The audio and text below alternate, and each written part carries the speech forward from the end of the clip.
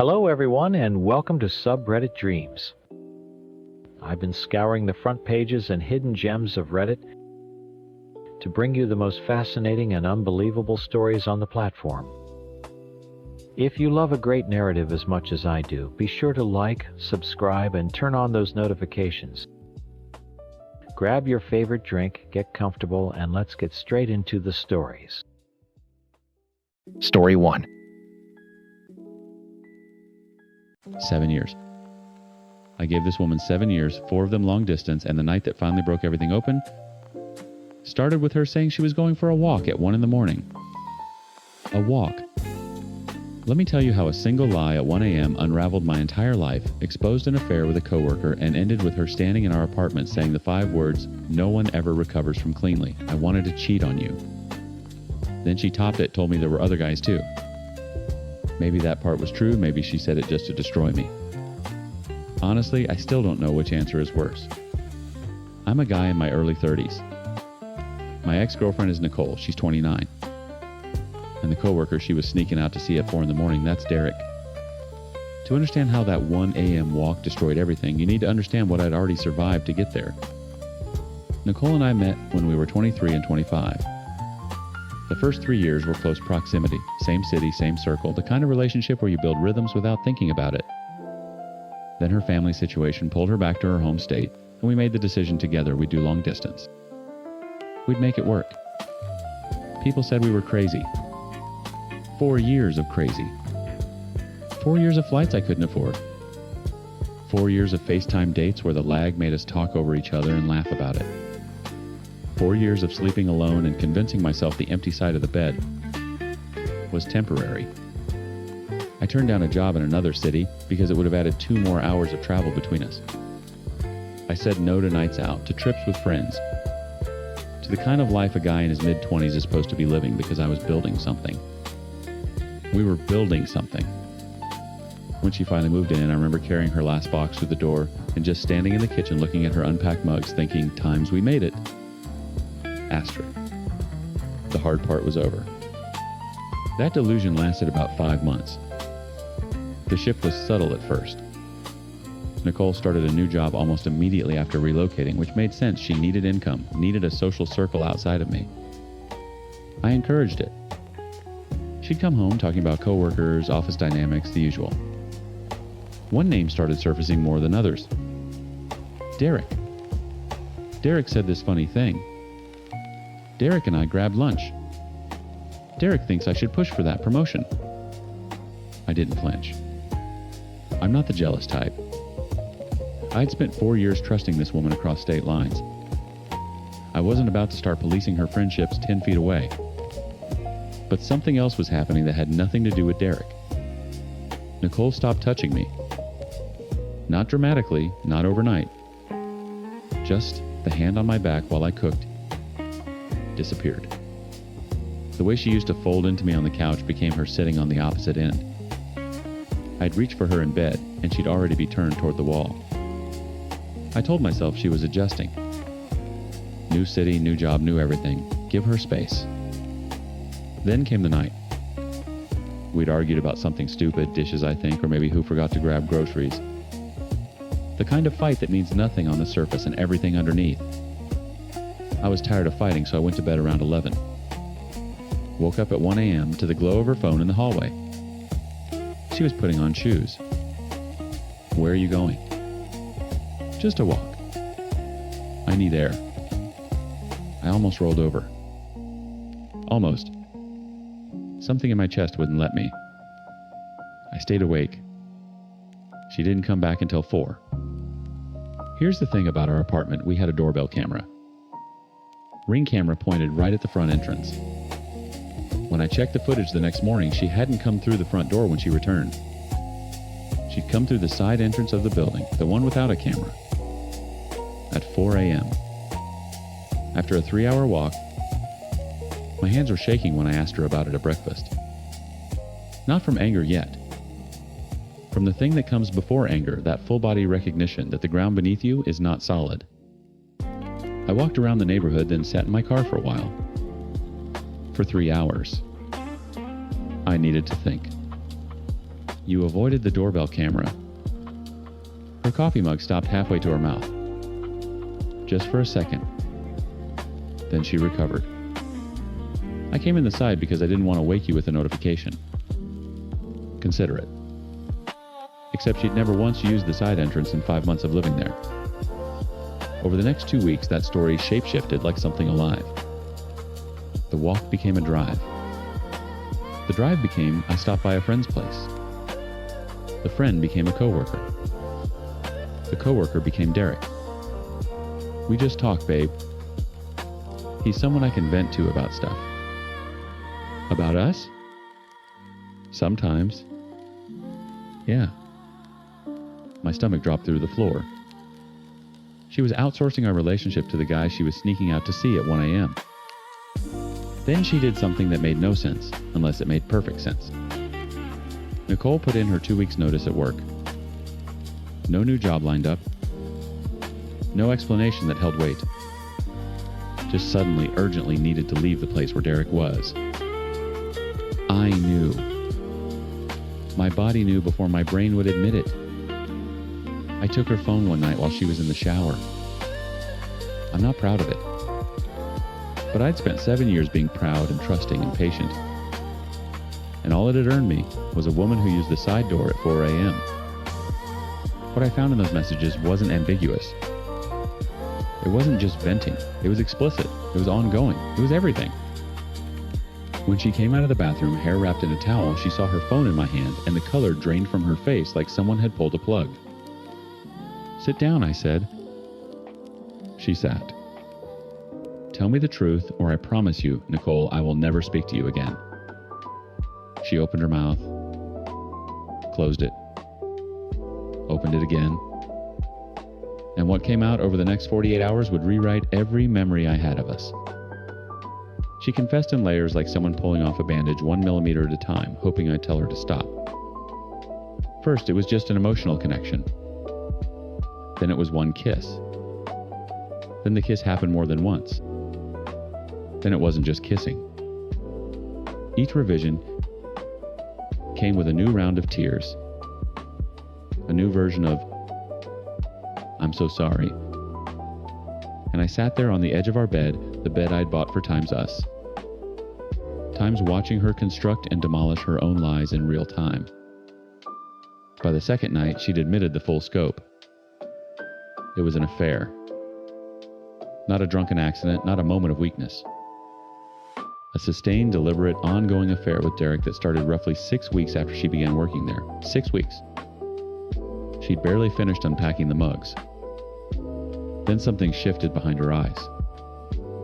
She realized what confession actually meant. It meant consequences. It meant she had no job. She'd already quit. No apartment. Her name wasn't on the lease. No friends in this city who weren't originally my friends.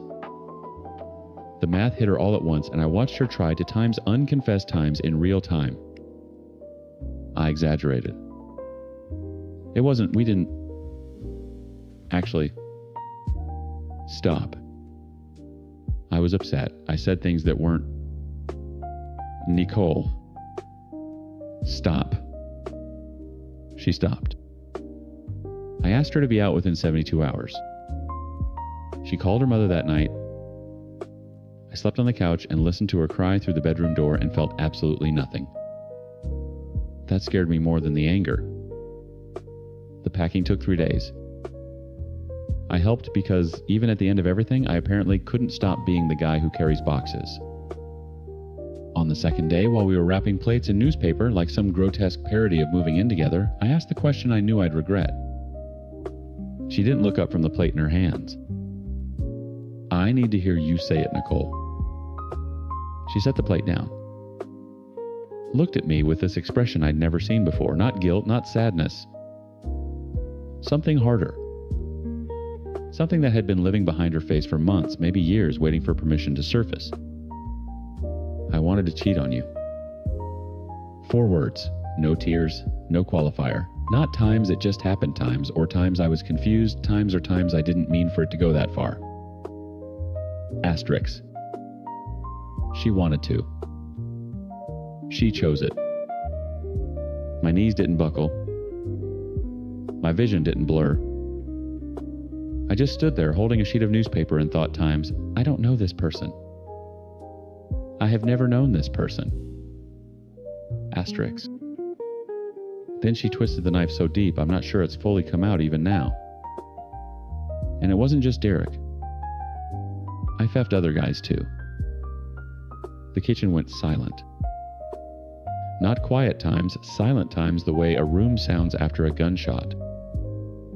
She left the next morning. Drove 14 hours back to her home state. 2 days later, she texted claiming that last part was a lie. Said she'd only said it because she was angry and wanted to hurt me. I stared at that text for a long time.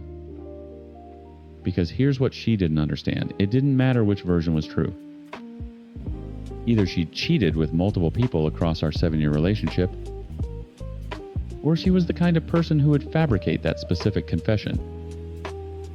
The most surgically devastating thing she could say just to watch it. Land. Both possibilities revealed a stranger. Both meant the woman I loved was a fiction I'd co-authored. I blocked her number, then her email, then her Instagram, Facebook, Snapchat, Twitter, her mother, her sister, her best friend from college. I went through every platform with the precision of someone defusing a bomb, Venmo, LinkedIn, SoundCloud, every last digital thread that connected my life to hers. Scorched earth. Total erasure. Then I tried to fill the crater. Therapy helped, then didn't. Drinking helped then, really didn't. Tinder was the worst, lying in a stranger's bed at 2 a.m., feeling more alone than I ever felt during 4 years of long distance. I kept reaching for something that would make the emptiness transactional, something I could swallow or swipe or pour that would settle the account. Nothing balanced. 1 year of no contact. Exactly 1 year to the date. She knows she's a disgrace for a human being. At least I hope she has that much self-awareness enough to accept responsibility and ask for forgiveness, even if not to me, then to herself.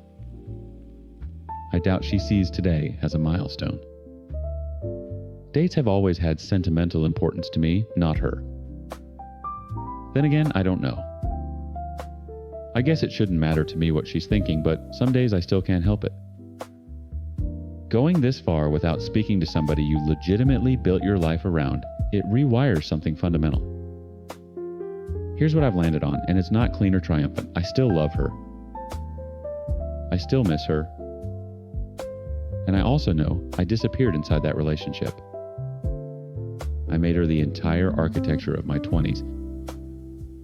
And when she detonated it, I had no foundation left to stand on. That's not her fault. That's mine. The 7-year investment is gone. No refund. No exchange. The only return I'll ever see is who I become next. I'm working on making that person worth it.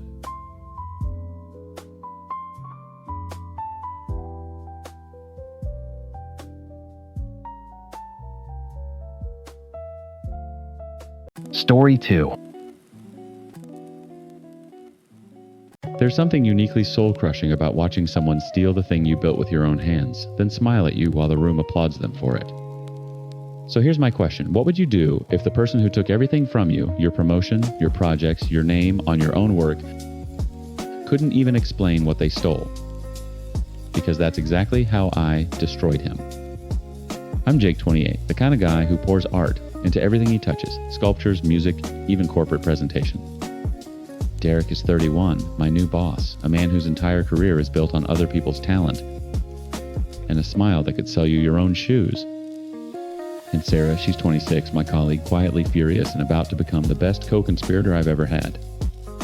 The promotion was supposed to be mine. I don't say that with entitlement. I say it with the quiet certainty of a man who spent 14 months redesigning our entire client onboarding workflow, who stayed until midnight, building interactive presentation decks that made the VP of operations literally stand up, clap, who sculpted a proposal so clean and elegant it became the template 3 departments now use. I say it because the hiring panel told me to my face that I was the front runner. Then Derek walked into the final interview with a portfolio I'd never seen him build and a smile that could sell you your own shoes twice. Senior Manager of Innovation. They gave him the title on a Tuesday. By Thursday, he'd sent a company-wide email announcing a team celebration at an upscale bar downtown. The email was warm, generous, full of exclamation points. The fine print was less festive. Each team member was expected to contribute $40 toward the venue and catering for his promotion party that we were throwing for him with our money. I remember Sarah reading the email at her desk, her jaw doing this slow tightening thing like she was physically biting back words. She looked at me. I looked at her. Neither of us said anything. We both paid. That was the first lesson in Derek's economy. Everything flows upward. The second lesson came fast. Within 2 weeks, Derek restructured our workload in ways that looked strategic on paper but felt surgical in practice. My project timelines doubled. Deadlines compressed. I went from leaving at 6 to leaving at 9, then 10, then not leaving at all some nights. My sculpting table at home gathered dust. My guitar case stayed closed so long the latches started to stick. I told myself it was temporary. New manager, new expectations. I'd adjust. But here's what I started noticing. The overtime wasn't distributed evenly. 3 of us carried 80% of the load while the rest of the team coasted. And the 3 of us, we were the ones who'd been vocally supportive of my promotion. Coincidence is a word people use when they don't want to see the pattern. I know a lot of you would have suggested that I switch companies. I know it's an easier fix. But the thing is, I had worked for 5 years in this company and I didn't want to leave it just because some jerk felt entitled to exploit me. I wanted to stay and prove my mettle. Otherwise it would be just like running away from the situation. I didn't want to give him that sense of satisfaction. Call it ego or whatever, but this is how it is. Why is it that we don't want to leave a toxic work environment? Do we want the last laugh? What point are we trying to make? Why do we feel that we're running away from something and not running to something better? I didn't have answers then. I just had stubbornness and a clenched jaw. Then came the report incident, and stubbornness stopped being enough. Sarah had compiled a quarterly analytics report, thorough, accurate, cross-referenced. She'd sent it to Derek for review before the department meeting. What she didn't know was that Derek edited the file after she submitted it. Changed 3 key data points. Small changes, but enough to make the projections look incoherent when the director started asking questions. Sarah stood in that conference room while the director frowned at her numbers. Her voice stayed steady, but I could see her hands trembling against the table edge, fingertips white. These projections don't align with Q2 actuals, the director said. They should, Sarah started. I pulled directly from... I flagged concerns about this report last week, Derek interrupted, leaning back in his chair with his performative reluctance. Like it pained him to say it. I should have followed up more closely. That's on me as her manager. The room heard accountability. I heard a man throwing someone under a bus while pretending to jump in front of it. Sarah's performance review that quarter included a note about attention to detail. She found out later. She came to my desk, sat down, and said nothing for a full minute. Then very quietly, he changed the file, Jake. I know. I have the original version. Save it. Save everything from now on. That was the moment Sarah stopped being my colleague and became something else entirely. Something sharper. But Derek wasn't done with me. Not even close. Because what came next was worse than overtime, worse than humiliation. It was hope. He assigned me the Meridian Project, a full-scale innovation proposal for our biggest client. Creative direction, visual design, strategic narrative. It was everything I was built for. For 3 months, I poured myself into it. I sculpted that project the way I sculpt clay, with patience, with obsession, with my fingerprints pressed into every surface. Late nights returned, but this time I didn't mind. I was creating again. The presentation was scheduled for a Friday. I prepared 46 slides. I rehearsed until the transitions lived in my muscle memory. Thursday evening, Derek called me into his office. "Change of plans," he said, not looking up from his laptop. "I'll be presenting Meridian tomorrow. Director wants senior leadership front and center on this one." My chest went hollow. "It's my project." "It's the company's project, Jake." He finally looked at me, that smile. "I'll make sure to mention the team's contributions." He didn't. I sat in that room the next morning and watched Derek present my work, my architecture, my language, my creative vision to a room full of executives. My name appeared nowhere. Not on the deck. Not in his remarks. Not even in the follow-up email. The room applauded. Derek shook the director's hand. And something inside me finished dying and started building something new. That night, Sarah met me in the parking garage. She leaned against her car, arms crossed, eyes like flint. "I have an idea," she said. "But you're going to have to trust me." I looked at her. She looked at me. "Derek's presenting the Helios proposal to the director next month," she continued. "What if we make sure that this time, when he steals the work..." She paused. A slow, dangerous smile. "He steals exactly what we want him to." We spent 3 weeks building Helios. Or rather, we spent 3 weeks building 2 versions of Helios. The real version was elegant, a sustainability integration framework that would save the client $2.3 million annually. I designed it with the same obsessive precision I bring to everything. Every data point verified. Every projection stress tested. Every slide crafted like a sculpture. Each element load-bearing. The decoy version looked identical. Same formatting, same visual language, same confident tone. But Sarah and I had seeded it with errors, subtle ones, the kind that wouldn't jump out on a casual read but would collapse under the slightest interrogation. Revenue projections built on a formula that double-counted Q3 returns. A market analysis that cited a study which didn't exist. Implementation timelines that contradicted the budget allocations 3 slides later. The trap wasn't the errors, the trap was the depth. Derek never went deeper than surface level on anything he stole. He memorized talking points, not architecture. He learned the times what times, but never the times why asterisk. We were betting his entire career on that pattern holding. Sarah left the decoy file in the shared project folder on a Tuesday, time-stamped and version logged. The real version lived on an encrypted drive in my apartment next to my dusty sculpting table. Wednesday morning, the file's access log showed a download at 11:47 p.m. Derek's credentials. Sarah pinged me one word. Times. Hooked. Asterisk. The presentation was scheduled for the following Friday. Director Morrison, 2 VPs, and a client liaison. High stakes. Exactly the kind of stage Derek couldn't resist. Thursday afternoon, Derek called me into his office. Same posture, same laptop staring performance, same script. "I'll be handling the Helios presentation tomorrow. Director wants senior leadership front and center," I finished. "Got it." He looked up, surprised. I think he expected resistance. Instead, I nodded and walked out. My hands were steady. My pulse was not. That night I rehearsed until 2 a.m. Not the decoy. The real thing. Friday. Conference room B, 10th floor.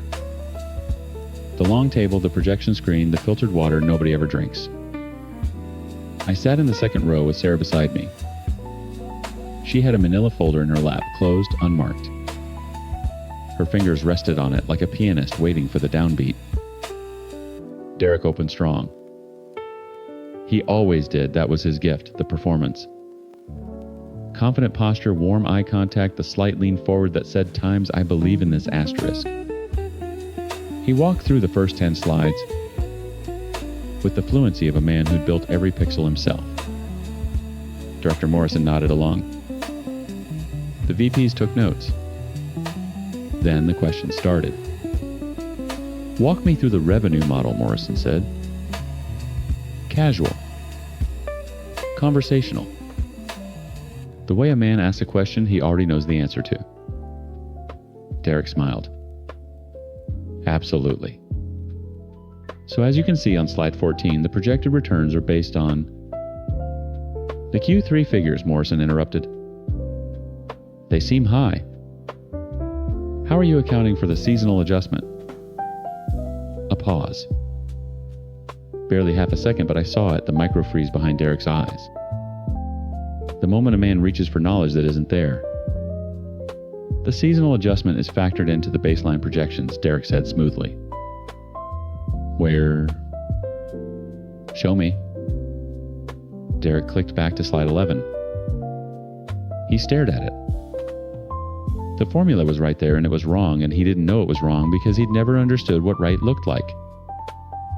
It's the baseline here, incorporates Derek. Morrison leaned forward. The implementation timeline on slide 22 allocates 4 months for phase 2, but your budget only funds 3. Which is correct? Silence. Derek's jaw worked. I watched his hand drift toward the laptop touchpad, scrolling, searching for an answer that the decoy would never give him. "That's a formatting discrepancy," he tried. "The actual?" "And the Whitfield study you cite on slide 18, Morrison continued, voice flat. "My team couldn't locate it. Can you provide the source?" The room had gone very still. The VPs had stopped writing. The client liaison was looking at her hands. Derek's face flushed from the collar upward, a slow red tide. His mouth opened. Closed. Opened again. I stood up. "Director Morrison, if I may." Every head turned. Derek's eyes found mine, and for the first time, I saw something behind the smile, the raw animal recognition of a man watching his own trap close. I connected my drive to the secondary display. The real Helios opened on screen, clean correct mine. The Q3 revenue model uses a weighted seasonal adjustment detailed here. I walked them through. Every question Morrison had asked, I answered with the precision of someone who'd built the thing from the foundation up. I corrected every seeded error not by naming them as traps, but by simply presenting work so clearly mine that the contrast did the talking. Then I said the sentence I'd been carrying for months. I'd also like to note that a similar discrepancy occurred with the Meridian project presentation in March. The original project files with my metadata and version history are available for review. Sarah opened her manila folder, placed 3 documents on the table, time-stamped file logs, original report versions, a paper trail that stretched back 8 months. Morrison looked at the documents, looked at Derek, said nothing. The silence lasted 11 seconds. I counted. Derek Morrison said, "My office." Now, I know a lot of you suggested that I should have switched companies months ago. I know it's an easier fix. But the thing is, I worked 5 years in this company and I didn't want to leave it just because some jerk felt entitled to exploit me. I wanted to stay and prove my mettle. Call it ego or whatever, but this is how it is. The investigation took 2 weeks. Sarah filed her formal complaint about the falsified quarterly report, complete with her original file and Derek's edited version. 3 other colleagues came forward with their own stories, smaller thefts, quieter erasures, the same pattern wearing different masks.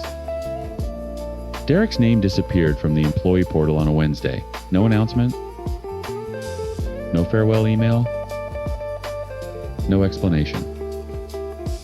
He simply stopped existing in our systems the way a shadow disappears when you turn on the light. Our team now reports directly to Morrison. My name is on my projects. Sarah got her performance review amended. Last Tuesday, she sent me a message. Times, check your mail. Asterisk. A new set of sculpting tools. Professional grade. The card read Times, build something. Asterisk. Last night I opened my guitar case for the first time in 7 months. The latches stuck, then gave. The strings were dead, so I restrung them, tuned each one by ear the way I learned as a kid, slowly listening for the moment the pitch stops fighting and settles into itself. I played for 2 hours. Nothing polished. Nothing performative. Just a man in his apartment making something that was entirely his own. The sculptor reclaims his craft.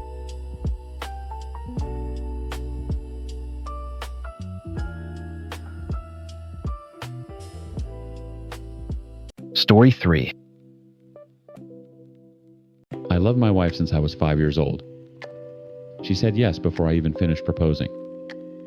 And for 14 years of marriage, I believed she was the one sacred thing in my life. Until a pregnant woman called my wife's phone at 2 a.m. and blew my entire world apart. Turns out the woman I married had been sleeping her way up the corporate ladder for years, trading her body for promotions, while I sat at home thinking she was just dedicated to her career. Multiple men, multiple teams, and apparently everyone at her company knew except me. I'm a 36-year-old lawyer. My wife is Candace, 33. My best friend Jacob is also her brother, and yeah, he tried to warn me.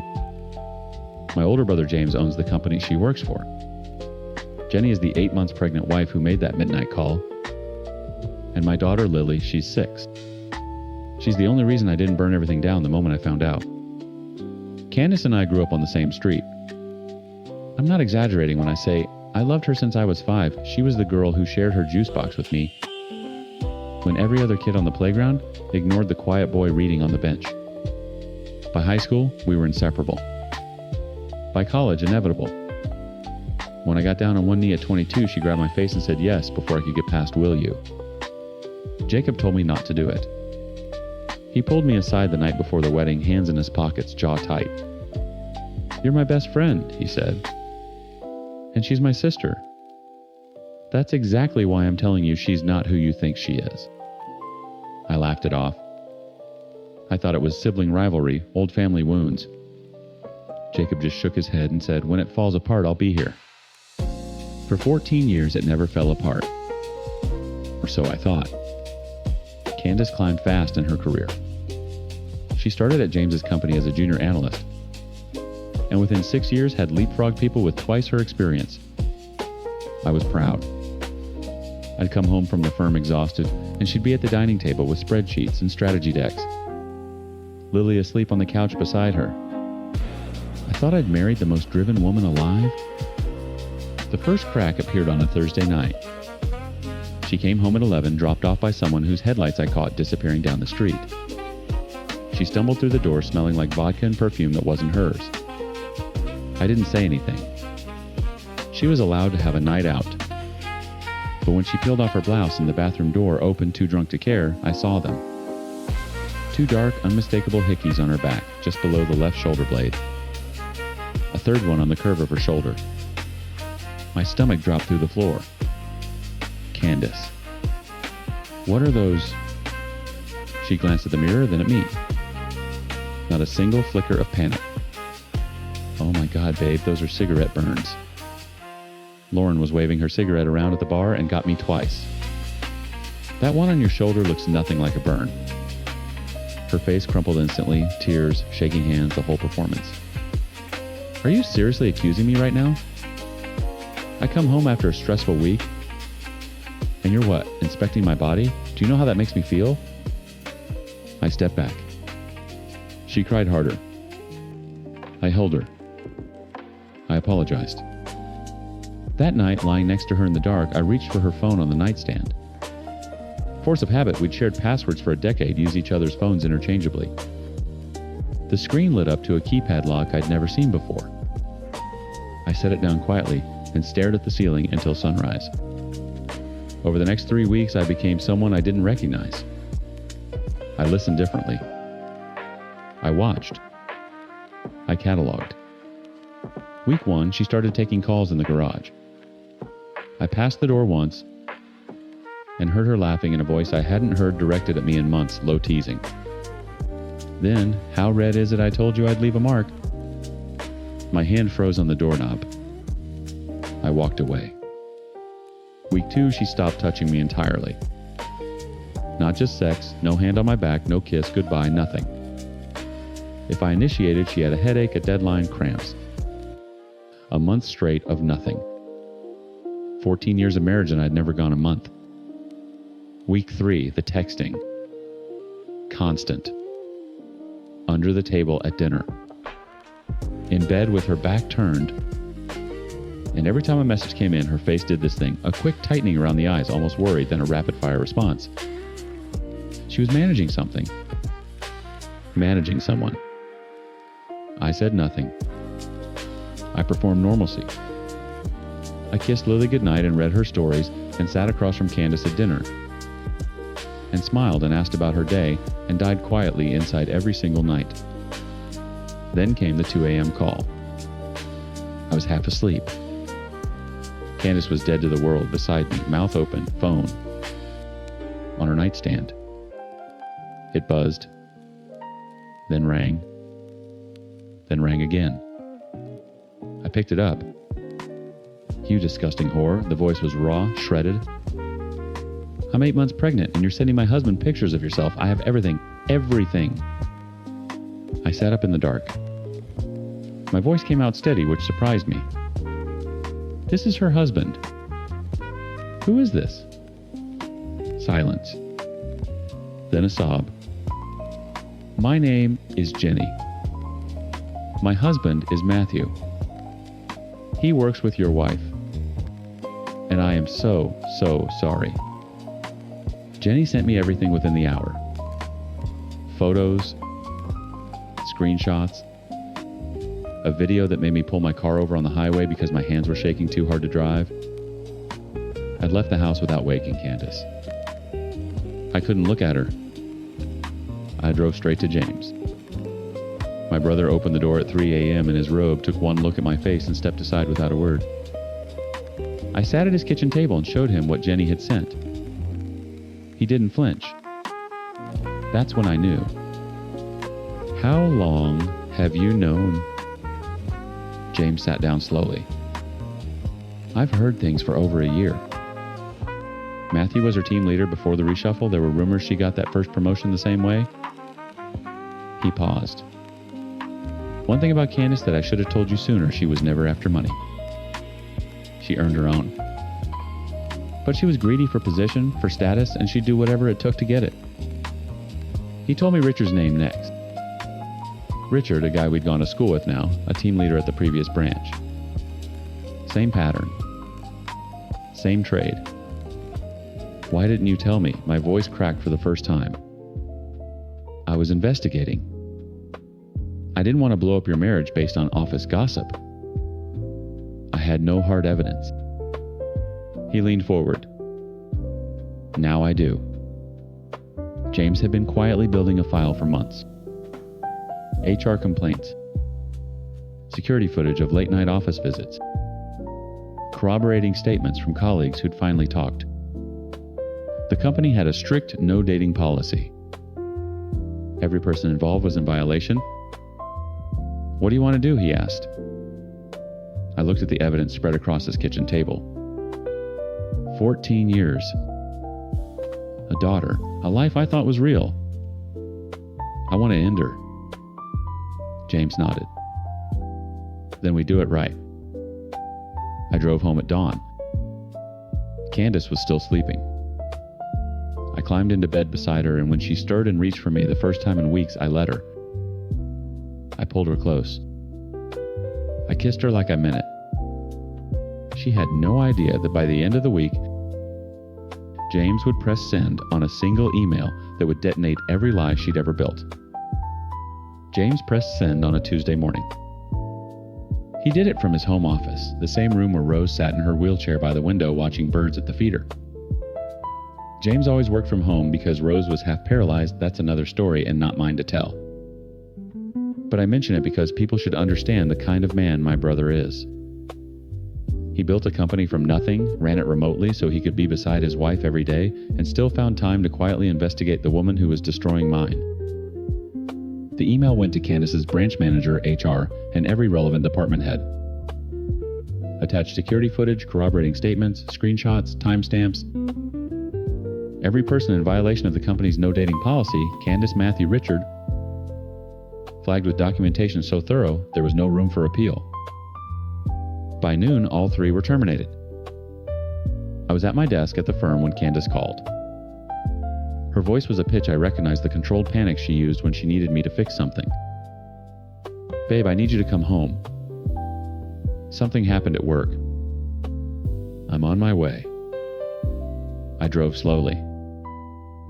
I'd already moved the important documents to James's house. Lily was at school. The divorce papers were in my briefcase printed 3 days ago, reviewed by a colleague who owed me a favor and asked no questions. When I walked in, Candace was sitting on the couch with mascara streaked down her face, tissues balled in her fists. She looked up at me with those eyes, the same ones that made me fall in love at 5 years old, and started talking before I'd even set down my keys. They fired me. James fired me. There was some policy violation, something about Matthew, but it's not what you think. Matthew was harassing me, he was pressuring me, and I reported it, but they twisted it around and, "Do you want me to play your video on the TV?" The sentence left my mouth flat. No venom. No tremor. Just a question. She stopped mid-breath. Her mouth stayed open for a full second before it closed. I watched the calculation happen behind her eyes, the rapid inventory of what I could possibly know, what I might be bluffing about, what she could still deny. What video? I pulled out my phone, held it up. One frame was enough. Her hand flew to her mouth. "That's who gave you. That's taken out of context." "Candace?" "You were never there." She stood up, voice rising. "You were at the firm 60 hours a week. You never noticed me. You never..." I noticed everything. I opened my briefcase. I noticed the hickeys you called cigarette burns. I noticed the password on your phone. I noticed you whispering, "How red is it?" to someone in our garage. I set the papers on the coffee table between us. Divorce. Full custody of Lily. You keep your savings. I keep the house. It's titled in Lily's name anyway. She stared at the papers like they were written in a language she didn't speak. Then the tears came. Real ones this time, I think, though. After 14 years of performances, I'd lost the ability to tell. You can't do this. I made a mistake. One mistake. Richard wasn't a mistake. Matthew wasn't a mistake. The ones I don't know about yet weren't mistakes. You built a career on your back and came home to me smelling like other men and let me believe I was the problem. She flinched like I'd hit her. Sign the papers, Candace. Her hand was reaching for the pen when the front door opened. My mother walked in first. Gloria, 62 years old, 5'3". The woman who'd treated Candace like a daughter for 14 years. Who'd thrown her baby showers and held her hand through Lily's delivery. Behind her, Candace's parents. And behind them, Jacob. Candace's face went white. What is this? No one answered. They filed in quietly like mourners at a viewing. Her mother couldn't look at her. Her father's jaw was set in a way that told me James had called them too. Jacob was last through the door. He stood by the wall with his arms crossed and looked at his sister with an expression I'd never seen on him, not anger, not sadness. Exhaustion. This is why I was against you marrying him, he said. I knew you'd ruin him. Candace signed the papers without another word. The months that followed were mechanical. Court proceedings. Custody arrangements. Lily asking why Mommy lived somewhere else now. Gloria moved into the guest room to help, and every evening, I'd come home to find her and Lily at the kitchen table, coloring books spread out, crayons everywhere, my mother humming hymns while my daughter drew purple horses. I got full custody. The house stayed in Lily's name. Candace left with her savings and her freedom, which she exercised immediately. Every other weekend, she'd pick up Lily. Different car each time. Different man driving. I'd watch from my office window as she kissed them goodbye, quick, careless kisses, the kind you give someone who doesn't matter. Once Lily came back and said, Mommy's friend has a different name than last time. I called my therapist that night. The anxiety medication helped with the shaking. The antidepressants dulled the 3 a.m. spirals. But nothing touched the specific grief of realizing that the woman I'd loved since kindergarten, the girl with the juice box, the college sweetheart, the mother of my child, had never existed. I'd married a mask. I'd built a cathedral around a hologram and prayed inside it for 14 years. Jenny divorced Matthew and moved upstate. She sent me a message after her baby was born times, thank you for picking up the phone that night. Asterisk, I stared at it for a long time before typing back, times, thank you for calling. Asterisk. Some nights I still reach for the other side of the bed. Force of habit. 10 years of shared passwords and tangled legs and believing I was someone's person. The bed is empty.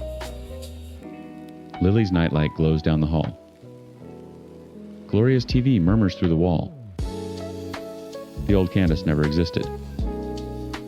But Lily does. And she's enough.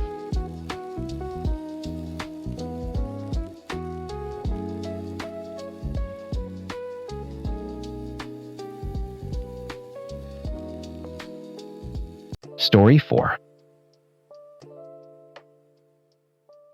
My twin sister tried to kill me slowly, night after night, in her own dorm room. And the worst part, she did it with a smile and a home-cooked meal. So here's the short version. My identical twin spent months drugging my food with sleeping pills, destroying my reputation with disgusting rumors, stealing my assignments, and even making out with my boyfriend while wearing my dress, because when you look exactly like someone, you can literally become them. I caught all of it on camera, and what happened next burned our family to the ground. I'm Rose, 20 years old, female. My twin sister is July. My roommate is Kate. And thank God for her, because without her, I'd probably still be swallowing poison. My boyfriend is Jack. July's boyfriend is Jacob. And my parents. They're the ones who spent 20 years making sure July and I were identical in every possible way, never once asking if that was slowly turning one of us into a monster. Let me tell you how it started. Not the poisoning that came later. The real beginning was a yellow sundress. The morning we left for college, I laid out 2 outfits on my bed. Matching, obviously. Our parents had dressed us identically since the womb, and by 20, it was just muscle memory. I'd picked these soft yellow sundresses, cheerful first day of a new life energy. I held one out to July. She looked at it like I was handing her a dead animal. I'm not wearing that. What? Why? She snatched it from my hand, walked to the kitchen, and cut it down the middle with a pair of scissors. Right in front of Mom. Right in front of Dad. Neither of them said a word. July dropped both halves on the floor, stepped over them, and walked to the car. I told myself it was stress. Moving day nerves. Leaving home for the first time. I told myself that for weeks. I should have listened to the scissors. Our parents had insisted we attend the same college, same dorm, same program, business administration, because Dad said it was practical. They'd requested we be placed in the same suite. The setup was a shared kitchen and living area with 2 bedrooms. I roomed with Kate, and July had a single across the hall. Our parents had engineered it so we'd never be more than 15 feet apart. What they didn't engineer was Kate. Kate had no history with us. No loyalty to the twin mythology. No reason to smile and nod when things didn't make sense. And things stopped making sense almost immediately. The first week I started waking up wrong. Not groggy the way you feel after a bad night, this was different. My skull felt filled with wet concrete. My alarm would scream for 20-30 minutes and I wouldn't hear it. I'd stumble into my 9 a.m. Lecture 15 minutes late. Vision swimming, and there was July in the front row. Already seated, notebook open, looking at me like I was something stuck to her shoe. "Rough night," she'd whisper. Always with that little smile. By the third week, I was failing. Missing deadlines. Showing up to the wrong classroom because I couldn't read my own schedule through the fog. My professor started giving me that look, the pitying one, the one that says, "Times we've seen your type before, you won't last the semester." Asterisk. And July cooked for me every single night. That's the thing that kills me now. She'd stand in that little dorm kitchen, making pasta, making stir-fry, making these elaborate meals that no other college student was bothering with. And she'd set a plate in front of me and say, "Eat Rose. You look terrible." She said it with such tenderness. I'd eat every bite and thank her, and go to bed and wake up 8 hours later feeling like I'd been buried alive. Kate noticed before I did. Of course she did. "Rose, have you seen a doctor about the headaches?" "It's just stress." "It's been 3 weeks. You sleep like you're in a coma and you wake up worse." "That's not stress." I went to the campus health center because Kate physically walked me there. The doctor ran blood work, looked in my mouth, and his face changed. He asked me if I was taking any medication. I said no. He said my results showed elevated levels consistent with repeated sedative ingestion. He said the ulcers forming along my gums and inner cheeks, the ones I'd been ignoring, the ones that made it hurt to eat, which was ironic since eating was apparently what was causing them, were a reaction to prolonged chemical exposure. "Someone is drugging you," he said, "or you're drugging yourself." My hands went cold. I sat in that sterile little room, and my hands went completely cold. But I still didn't believe it. Not really. Not about July. Then the meme page happened. Jack, my boyfriend, sweet and oblivious, Jack found me between classes and handed me his phone with this look on his face, like he was about to deliver a terminal diagnosis. "You need to see this," he said. "I'm sorry." The college meme page. An anonymous post under the username *** Hello Kitty ***. When he showed me the memes, tears rolled down my cheeks after reading them. The article said that the reason why I was getting mouth ulcers and blisters was because I had multiple intimate relationships with homeless people, and that was how I earned money. It had been shared hundreds of times. People I'd never spoken to were tagging each other laughing. I looked at the username and something switched in me. Hello Kitty. July's bedroom at home was a shrine to Hello Kitty. Her phone case. Her pajamas. Her shower curtain. Everything started to connect. Dot by dot by dot. That night I didn't eat what July cooked. I told her I wasn't hungry. She pushed the plate toward me. "Come on, you need your strength," and I said no. She stared at me for exactly 2 seconds too long, then shrugged and scraped the plate into the trash. That night, for the first time in weeks, I could not fall asleep. I lay in bed with my eyes wide open, heart hammering, brain clear as glass for the first time since September. And at 2 a.m., I heard my bedroom door open. I watched through barely closed eyes as July crept to my desk, picked up my completed assignment for Professor Handler's class, the one worth 40% of our grade, and passed it through the cracked front door to someone waiting in. The hallway. I stopped breathing. I didn't move. She padded back to her room and closed the door softly, and I lay there until sunrise, with one thought crystallizing into something sharp enough to cut. Kate was right. About everything. The next morning, I sat across from Kate at breakfast and said, "I need your help. And I need a camera." Kate hid the camera inside the ceramic fruit bowl on the kitchen counter, angled toward the stove, the cutting board, the spot where July always stood when she cooked. We tested it 3 times. The resolution was sharp enough to read the label on a spice jar. Then I went to July's room and knocked. "Hey," I said, leaning against her doorframe with every ounce of casual I could manufacture. "I've been so stressed about the Handler final tomorrow. I haven't been eating right. Would you make that pasta thing tonight, the one with the garlic cream sauce?" She looked up from her phone, studied my face. I kept my expression soft, grateful, little sister, opened the face she'd been exploiting for months. "Of course," she said. "You do look terrible." There it was. That tenderness. That poison dressed in love. Kate and I sat in Kate's bedroom with the door cracked, listening. We heard the pot fill with water. The click of the burner. July humming. Actually humming while she cooked. Then a pause. A cabinet opening. A different sound, not a jar lid, not a spice cap. The quiet, deliberate crack of a pill being broken. Kate grabbed my wrist. I grabbed hers back. We didn't breathe. 20 minutes later, July knocked on my door. Dinner rose. I came out. I sat down. The plate was beautiful golden pasta, fresh parsley, parmesan curled on top like little ribbons. She sat across from me and watched me eat with this expression I can only describe as satisfied. Like a gardener watching something she planted finally bloom. I took 3 bites. Then I pushed the plate away and said I was full. "You barely touched it." Nervous stomach. The exam. She shrugged. Scraped my plate. Went to her room.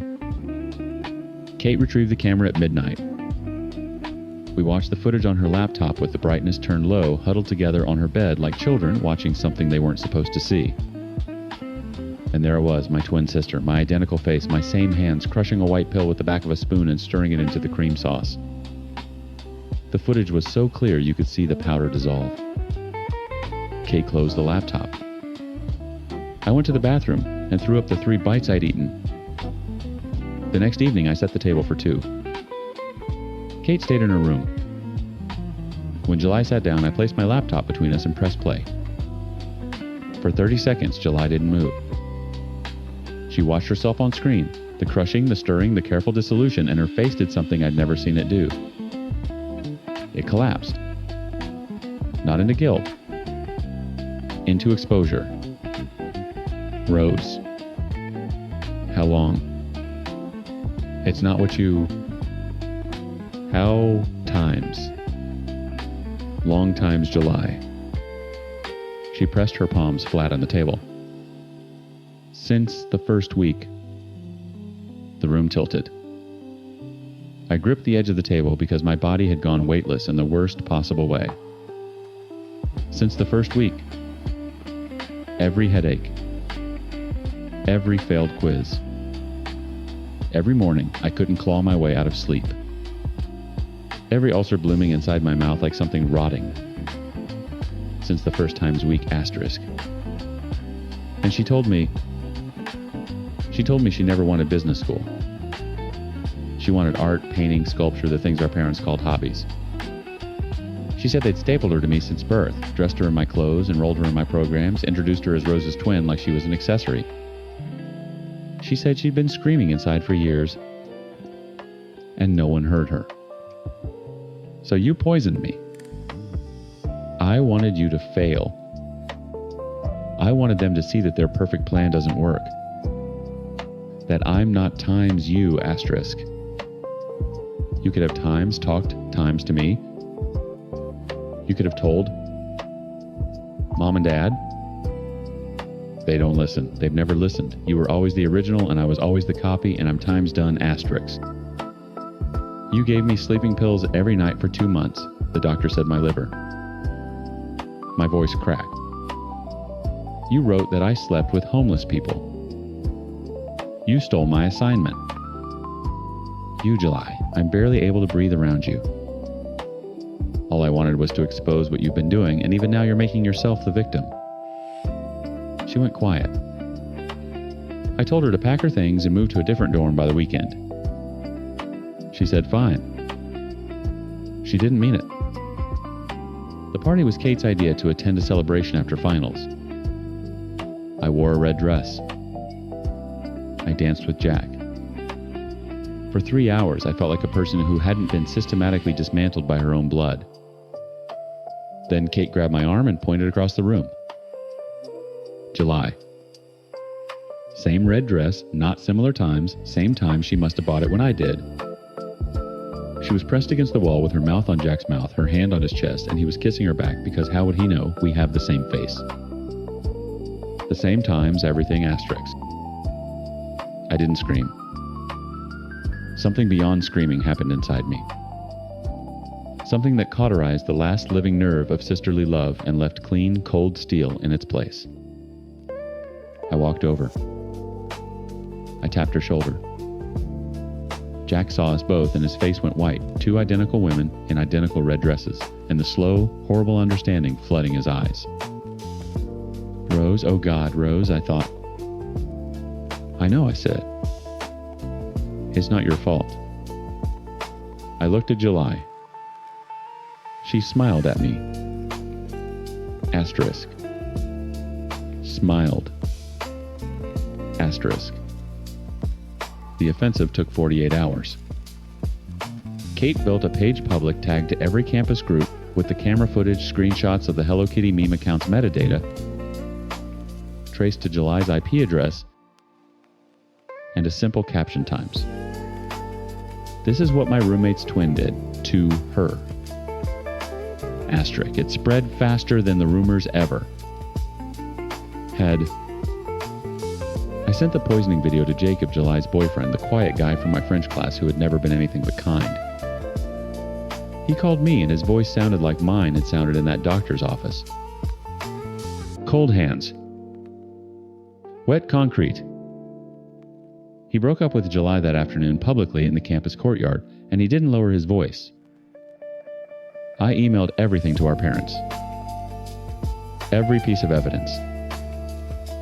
The doctor's report, the video, the meme page, the stolen assignment. I typed it all out with steady hands and hit send. And closed my laptop and sat in silence for a very long time. Mom and Dad arrived on a Tuesday. Mom's eyes were swollen before she walked through the door. Dad looked like he'd aged 10 years in the car ride. July sat on the couch with her arms crossed, cornered from every direction. No boyfriend, no reputation, no shadows left to hide in. When Mom asked her if it was true, July looked directly at me and said, "She's a manipulative witch. She set me up. She's always been the favorite, and she..." Mom slapped her. Open palm sharp enough to echo off the dorm walls. I flinched. Kate flinched.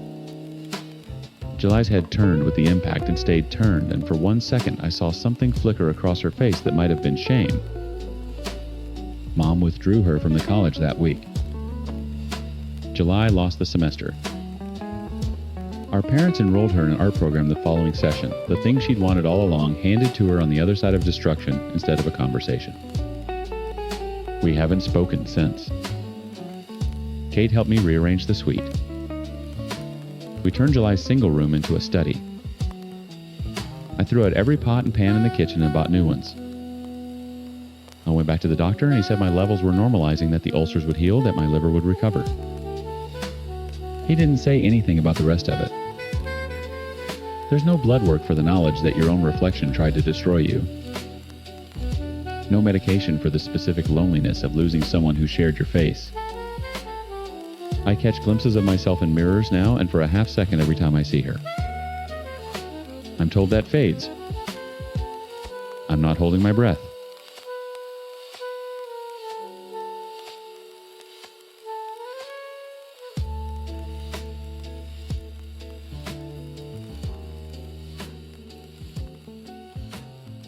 Story 5.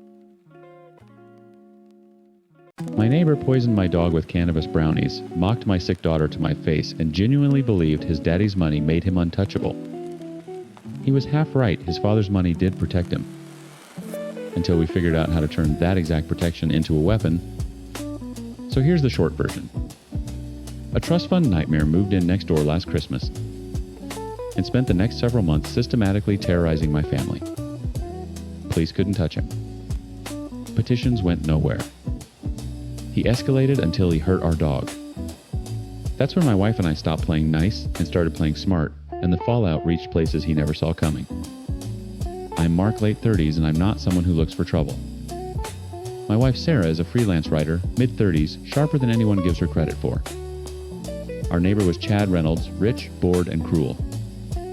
His father Gerald is a well-known businessman and philanthropist. And then there's Adam, our dog, who never did a thing to anybody. We'd lived in Willowdale for 6 years before Chad Reynolds showed up. Quiet street. The kind of place where people wave from their driveways and nobody locks their side gates. The house next door had been empty for 3 months after the previous owners retired to Florida, and when the moving trucks rolled in the week before Christmas, I figured I'd do what anyone does, walk over, introduce myself, offer a hand. Chad was standing in his driveway directing movers like a general commanding troops. Designer sunglasses. Polo shirt that probably cost more than my monthly grocery bill. I crossed the lawn with a six-pack and my best neighborly smile. Hey, I'm Mark. Welcome to the neighborhood. He looked at the beer, then at me, then back at the beer. Didn't take it. Cool, he said, and turned away. I stood there for a moment holding the six-pack like an idiot, then walked home. Sarah was watching from the kitchen window. She raised an eyebrow. I shrugged. Over the next few weeks, we tried again. Sarah collected a package that sat on his porch in the rain, left it at his door with a friendly note. He never acknowledged it. I waved every time I saw him. Nothing. Not hostility exactly, just a complete refusal to register our existence like we were furniture he hadn't ordered. Then came the trash incident. Our elderly neighbors, a couple in their 70s, the Patels found garbage bags dumped on their front lawn 3 mornings in a row. Takeout containers, beer cans, the kind of waste that comes from someone who entertains frequently and doesn't care where the aftermath lands. Mr. Patel mentioned it to me over the fence, shaking his head more in confusion than anger. 2 days later, Chad cornered me in the driveway. Tell your old friends to stop accusing me of dumping trash on their property. His jaw was tight. I don't appreciate being slandered. Nobody accused you of anything, Chad. I know how this works. People see the new guy, the guy with money, and they want to make problems. He stepped closer. Don't make problems for me, Mark. That night I ordered a security camera. Installed it the next weekend, angled to cover the side yard between our houses. I told myself it was just a precaution. It wasn't enough. February. My daughter Lily, 9 years old, came down with typhoid. 103 fever, couldn't keep food down, spent 3 days in the hospital before we brought her home to recover. She needed rest. Absolute quiet. Doctor's orders. The night we brought her home, Chad threw a party. Not a casual get-together. A full-scale event. Bass thumping through our walls at 11 p.m. I could feel it in my daughter's bedroom floor. She was crying not from the noise, but from the headache the noise created, pressing her palms against her temples while Sarah held her. I went over. Knocked on Chad's door. He opened it with a drink in his hand, music blasting behind him, and a grin that told me he already knew why I was there. My daughter's seriously ill. She just got out of the hospital. Could you please turn it down? He leaned against the doorframe. It's a weekend, Mark. She has typhoid. She can't. Why do people like you even have kids? He said it casually, like commenting on the weather. If you can't handle basic life, maybe don't reproduce. My hands balled into fists at my sides. Every muscle in my body screamed at me to swing. I didn't. I called the police instead. They came. They talked to Chad. He turned on the charm, offered them water, laughed about a misunderstanding between neighbors. They left. The music dipped for 20 minutes, then climbed right back. Lily didn't sleep until 4 a.m. March. Sarah had been building her freelance career for 2 years, and she'd finally landed a major client, a marketing firm that wanted a long-term content contract. The introductory Zoom call was scheduled for a Tuesday afternoon. She'd prepared for a week. At exactly 1:45 p.m., 15 minutes before her call, a landscaping crew arrived at Chad's property. Not at his backyard. At the strip of land directly outside my home office window where Sarah had set up. Jackhammers, a concrete saw. The kind of noise that makes your teeth vibrate. Sarah tried closing windows.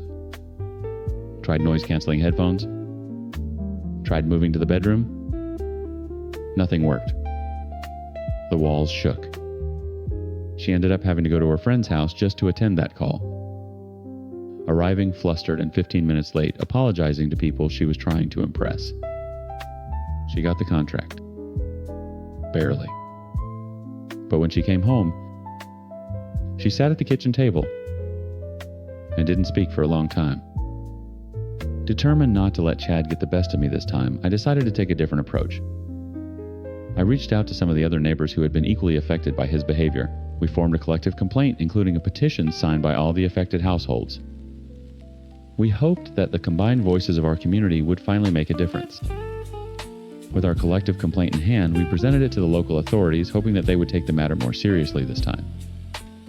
It was a small victory when they assured us that they would investigate the noise disturbance and Chad's disregard for the peace and safety of the neighborhood. Although it was too early to say whether this would bring about any real change, we felt heard. Weeks passed. The investigation amounted to a single warning letter. Chad framed it and hung it on his porch where we could all see it. April. A windstorm knocked debris from our yard onto Chad's patio furniture. Branches leaves a section of old lattice. I cleaned it up the next morning, but he'd already seen it.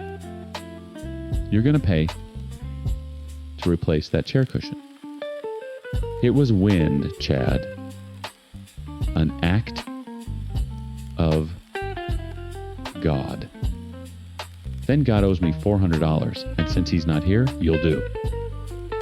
I'm not paying for weather damage. Something shifted in his face. The amusement drained out.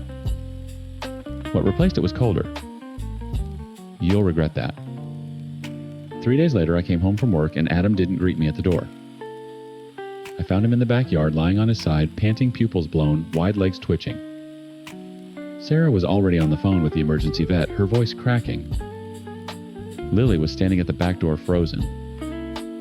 We rushed him in. The vet ran tests. Cannabis toxicity. Someone had fed him edibles, chocolate brownies laced with enough THC to seriously hurt a 60-pound dog. I knew. But knowing isn't proof. That night, after Adam was stabilized and sleeping at the vet's office, I sat in the dark and pulled up the security camera footage. And there it was. Clear as daylight. Chad Reynolds leaning over our fence at 2:17 p.m., tossing something into our yard. Adam trotting over, eating it. I watched it 3 times. My hands were shaking. Not from anger anymore. From something quieter. Something that had finished calculating. I showed Sarah. She watched it once, set the phone down, and looked at me with an expression I'd never seen on her face before. His father, she said. I know exactly what to do. Sarah had been researching Chad for weeks. Not casually, the way she researches everything with spreadsheets and browser tabs, and the quiet intensity that made her so good at content strategy. I didn't know it until that night, sitting in the kitchen with Adam's vet bill on the counter and the security footage burned into my retinas. Gerald Reynolds, she said, turning her laptop toward me. Chad's father. Real estate development 2 commercial plazas, sits on the board of 3 nonprofits. The Willowdale Youth Foundation, the Regional Arts Council, a children's hospital charity. She scrolled. He gave the keynote at a philanthropy gala last October. His entire brand is community stewardship. And Chad, trust fund. No job title I can find. His house was purchased through a family LLC. She paused. Gerald Reynolds has spent 30 years building a reputation. His son is a liability he doesn't know about yet. I stared at the screen. Gerald's face smiled back from a charity website. Silver hair, tailored suit, the kind of man who shakes hands with mayors. What are you thinking? Sarah closed the laptop. I'm thinking that Chad doesn't care about fines, warnings, or police visits because none of it touches the thing that actually protects him. His father's name. His father's money. His father's circle. She met my eyes. So we stopped talking to Chad. We talked to the circle. It took 2 weeks to build. Sarah created a Willowdale Community Watch page. Nothing aggressive, nothing defamatory, just a neighborhood social media group. She invited every household on the street. The Patels joined. The family across the road. Even people 3 blocks over who'd heard rumors. Then she started posting. The first video was the trash. Security camera footage timestamped showing Chad tossing bags onto the Patel's lawn at 1 a.m. No commentary. Just the clip and a caption times concerned about repeated dumping on elderly residents' property. Anyone else experiencing this? Asterisk. 18 shares in 2 hours. The second post was the noise complaint documentation. The petition. The warning letter Chad had framed on his porch. Screenshots of the police report from the night Lily couldn't sleep. Sarah laid it out like a case file. Dates, times, outcomes. She tagged the local community board. 40 shares. Comments started rolling in. The third post was Adam. Sarah edited the security footage herself. Chad leaning over the fence. The toss. Adam eating. Then a photo of Adam at the vet IV in his leg, eyes glassy. Then the toxicology report. She didn't write anything inflammatory. She didn't have to. The footage spoke in a language everyone understood. That post hit 200 shares overnight. And Sarah, who understood algorithms the way mechanics understand engines, had already seeded it into the networks that mattered. She tagged Gerald's business page, his nonprofit affiliations, the Philanthropy Gala's event page. Not Chad. Gerald. Every tag was a thread connecting father-to-son reputation to reality. By Thursday, Gerald's business rivals had found it. A competing developer shared the video with the comment times. This is the family behind Reynolds Community Properties. Interesting definition of community. Asterisk. By Friday, the Willowdale Youth Foundation issued a statement distancing itself from individuals whose conduct contradicts our values. They didn't name Gerald. They didn't have to. Saturday morning, 8 a.m. Chad was at our door. I opened it with my phone already recording. Sarah stood behind me, live streaming to the community page. Take it down. His face was blotched, red veins visible at his temples. Take all of it down, right now. Take what down, Chad? You know what? My father called me at 6 a.m. 6. Because of your little... He jabbed a finger at Sarah. Your wife's little project. Everything on that page is documented fact. Security camera footage. Police reports. A veterinary toxicology report. I kept my voice flat. Which part would you like us to retract? You think you're clever. You think this. He stepped forward. I didn't move. I will bury you. I will make your life... You're on a live stream right now, Chad. He froze. Looked at Sarah's phone. The red dot. The viewer count climbing. His mouth opened. Closed. He looked like a man who'd reached for a weapon and found his holster empty. He left without another word. The live stream got 300 views before Sarah took it down that evening. But by then, screenshots were everywhere. Gerald's philanthropic associations had already released a second, more pointed statement. Noise violation fines previously ignored were suddenly enforced. The framed warning letter disappeared from Chad's porch. Local teenagers spray-painted Time's Neighbor of the Year times across his garage door. I didn't condone it. I didn't scrub it off either. By mid-May, Chad's house went quiet. Not the quiet of someone being considerate, the quiet of absence. His car disappeared. The blinds stayed drawn. Packages accumulated on the porch until someone not Chad collected them. The house stayed locked through June, July, August. Lawn unmowed. A for rent sign appeared in September, posted by a property management company linked to Gerald's LLC. In October, a family moved in. Couple in their early 30s. A boy around 7 who spent the first afternoon chasing a soccer ball across the front yard. I watched from the kitchen window. Sarah came up beside me. "You going over?" She nodded. Understood.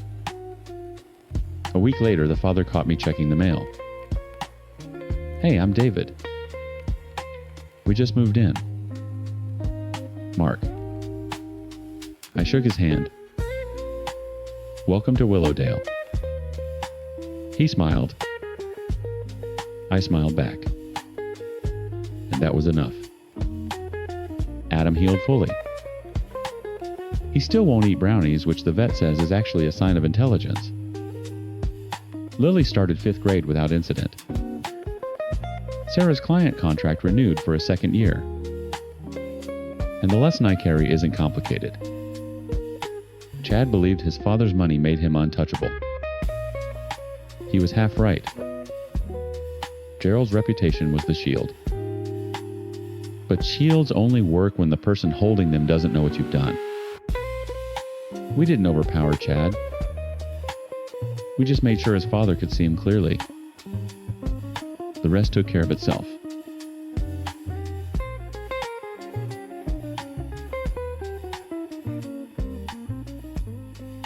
Story 6. It started with the little things. The way her phone was always angled away from me. The late night work emergencies from a woman who worked in marketing. The laughter that wasn't for me but for a glowing screen in a dark room.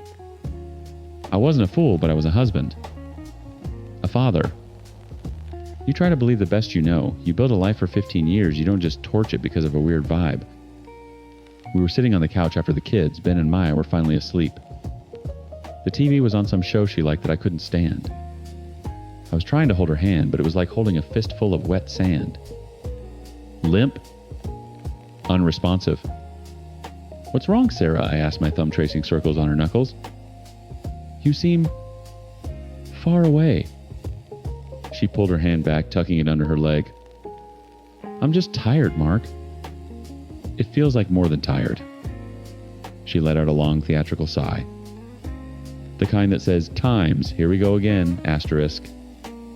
"Fine, you want to know, it's us. We're in a rut. The spark is just gone." The spark is gone. I felt my stomach clench. It's the cliche people use when they're too cowardly to say what they really mean. What does that even mean? We have a life, a family. We're not teenagers sneaking out to make out in a car. We build things. That's the spark. "See, that's the problem," she said, finally looking at me. Her eyes were cold. "You think building things is enough. I need to times something." She stood up and went to bed. I sat there in the blue light of the television, the canned laughter mocking me. She needed to feel something. I felt something right then, a cold, hard knot of dread. A week later, I got my proof. I came home early from work. A project wrapped ahead of schedule, and I was looking forward to surprising the kids. As I walked in, I heard Sarah in the kitchen on the phone. Her voice was different. Softer. Giddy. The voice she used with me back when we first met. I can't wait either, she was cooing. Just a few more things to get in order. He has no idea, Rick. No, he just thinks I'm stressed from work. Rick. The name hit me like a physical blow. Rick was a new director at her company. She'd mentioned him a few times. Super smart, she'd said. A real visionary. I'd thought nothing of it. I backed out the door silently, my heart hammering against my ribs, and walked around the block. I sat in my car for 20 minutes, just breathing. When I went back inside, I pretended I'd just arrived. She was at the counter smiling, chopping vegetables for dinner. A perfect picture of a happy wife. The duplicity was staggering. That night I waited. I waited until the house was still, until the only sounds were the hum of the refrigerator and the frantic beating of my own heart. Her laptop was on the coffee table, left open. An engraved anniversary gift from me. She'd always been careless with it. I sat down. The messaging app was still open. And there it was. 6 months of a life I knew nothing about. Asterisk, Rick woke up thinking about you. Can't wait until this is our everyday. Asterisk. Asterisk, Sarah, me too. Last night was incredible. I've never felt that way before. Asterisk. Asterisk, Rick soon. Have you thought more about telling him? Asterisk. Asterisk, Sarah, I'm getting there. I tried to bring it up, told him the spark was gone. He doesn't get it. But I can't live this half-life much longer. Our future is worth the fight. Asterisk. Asterisk, our time's future. I scrolled up, my hands shaking. Pictures of them at a winery I didn't know she'd visited. Jokes about my boring taste in music.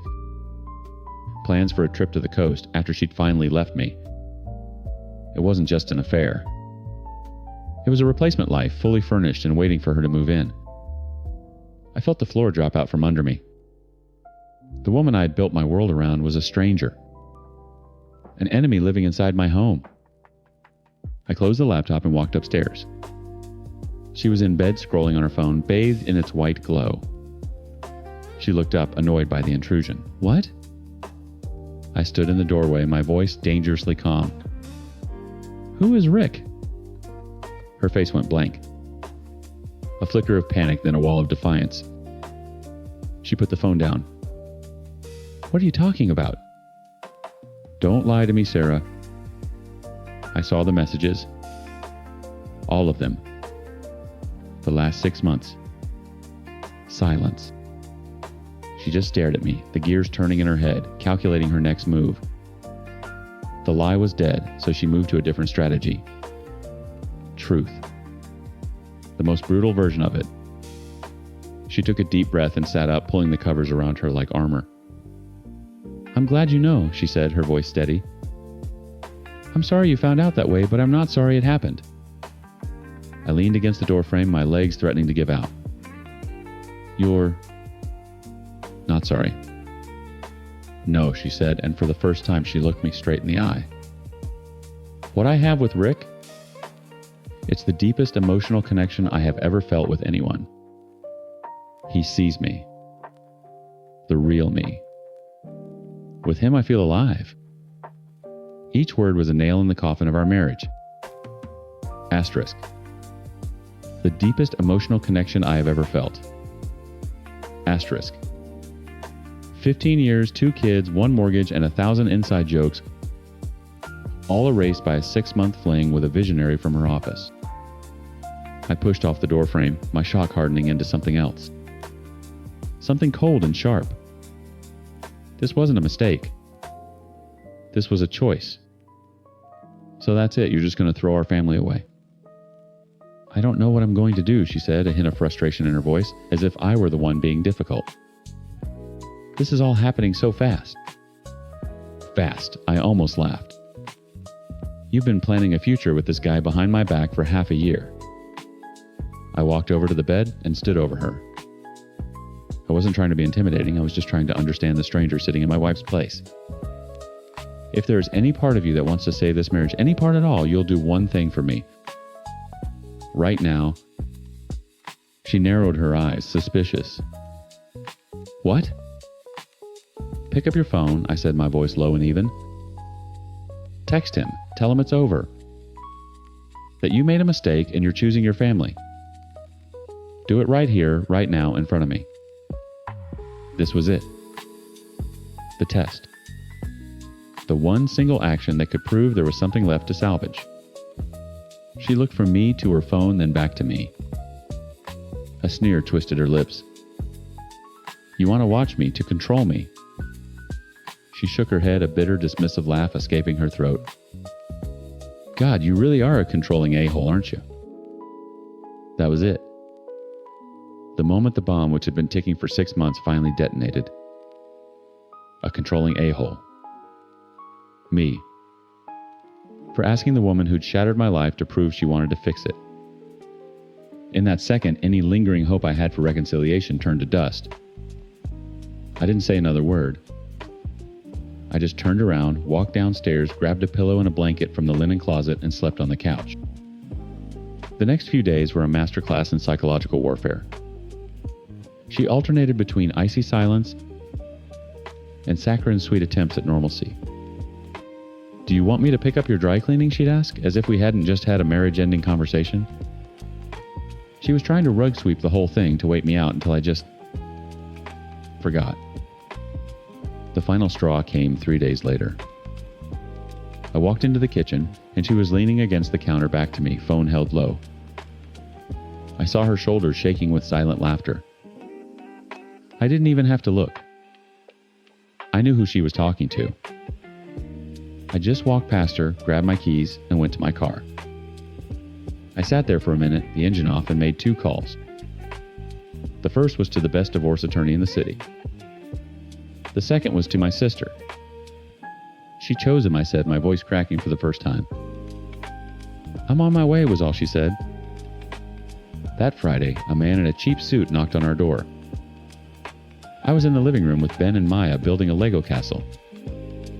Sarah answered it. Sarah Thompson, he asked. Yes. He handed her a thick manila envelope. You've been served. I didn't look up from the Lego tower, but I felt the heat of her gaze on me. The kids were oblivious. The fantasy was over. The real-world consequences, the ones she thought she was clever enough to avoid, had just shown up on her doorstep. She stormed into the room after the man left the papers, shaking in her hand. You filed, she hissed, her voice low so the kids wouldn't hear. You actually did it. I finally looked at her, my expression perfectly neutral. You made your choice, Sarah. I'm just making mine. Living together during the separation was hell, but I had a strategy. A friend of mine who'd been through a similar meat grinder told me about 2 concepts, the 180 and the gray rock. The 180 was simple, do the complete opposite of what she expects. Stop chasing, stop pleading, stop engaging, just detach. The gray rock method was my defense become as boring and unresponsive as a stone. It worked better than I could have imagined. I stopped asking about her day. I gave one-word answers to her questions. I focused entirely on the kids and myself. I started waking up at 5 a.m. to go to the gym before work. I reconnected with old friends for beers. I took the kids on weekend hikes. I was building a new life right in front of her, and my indifference was like acid to her ego. Where were you last night, she'd demand when I came home from a late dinner with buddies. Out, I'd say, walking past her to go tuck the kids in. She couldn't stand it. The sad, broken husband she could control was gone. In his place was a calm, confident stranger who didn't seem to need her for anything. Her affair partner Rick was her fantasy future. I was supposed to be her stable, predictable present. By refusing to play my part, I broke the entire dynamic. She wanted a quick, clean exit to her new life, and my lack of drama was actually helping her get it. The divorce negotiation was brutally efficient. We sat across from each other in a sterile conference room. I agreed to everything standard 50/50 custody, a fair division of assets. No fighting, no bitterness, I just wanted it done. She looked at me, confused, expecting a war. She didn't realize that my fight wasn't with her anymore. It was for my own future. Her side of the family treated me like a leper. At a school pickup, her mother looked right through me. It stung, but I let it roll off me. They were protecting their own. I had to protect mine. The day the divorce was finalized, I felt a lightness I hadn't felt in years. 2 weeks later, I closed on a small house 10 minutes away from our old one. It was a bachelor pad, but it was my sanctuary. The first thing I did was set up Ben and Maya's rooms, exactly how they wanted them. Ben got a space-themed room with glow-in-the-dark stars. Maya got a reading nook piled high with pillows. This was their home too. For myself, I bought a new grill, a comfortable couch, and a ridiculously large TV. I filled the silence with music she always hated. I worked out relentlessly, the physical pain, a welcome distraction from the emotional kind. I got a promotion at work. I started seeing a therapist who helped me understand that her betrayal was a reflection of her character, not my worth. About 6 months after I moved out, Sarah called. "Hey," she said, her voice tentative. I was thinking, for the kids' sake, maybe we could try to be friends. I almost laughed. It wasn't for the kids. It was for her. She wanted my absolution. She wanted to be able to tell herself and Rick that we were all one big, happy, modern family.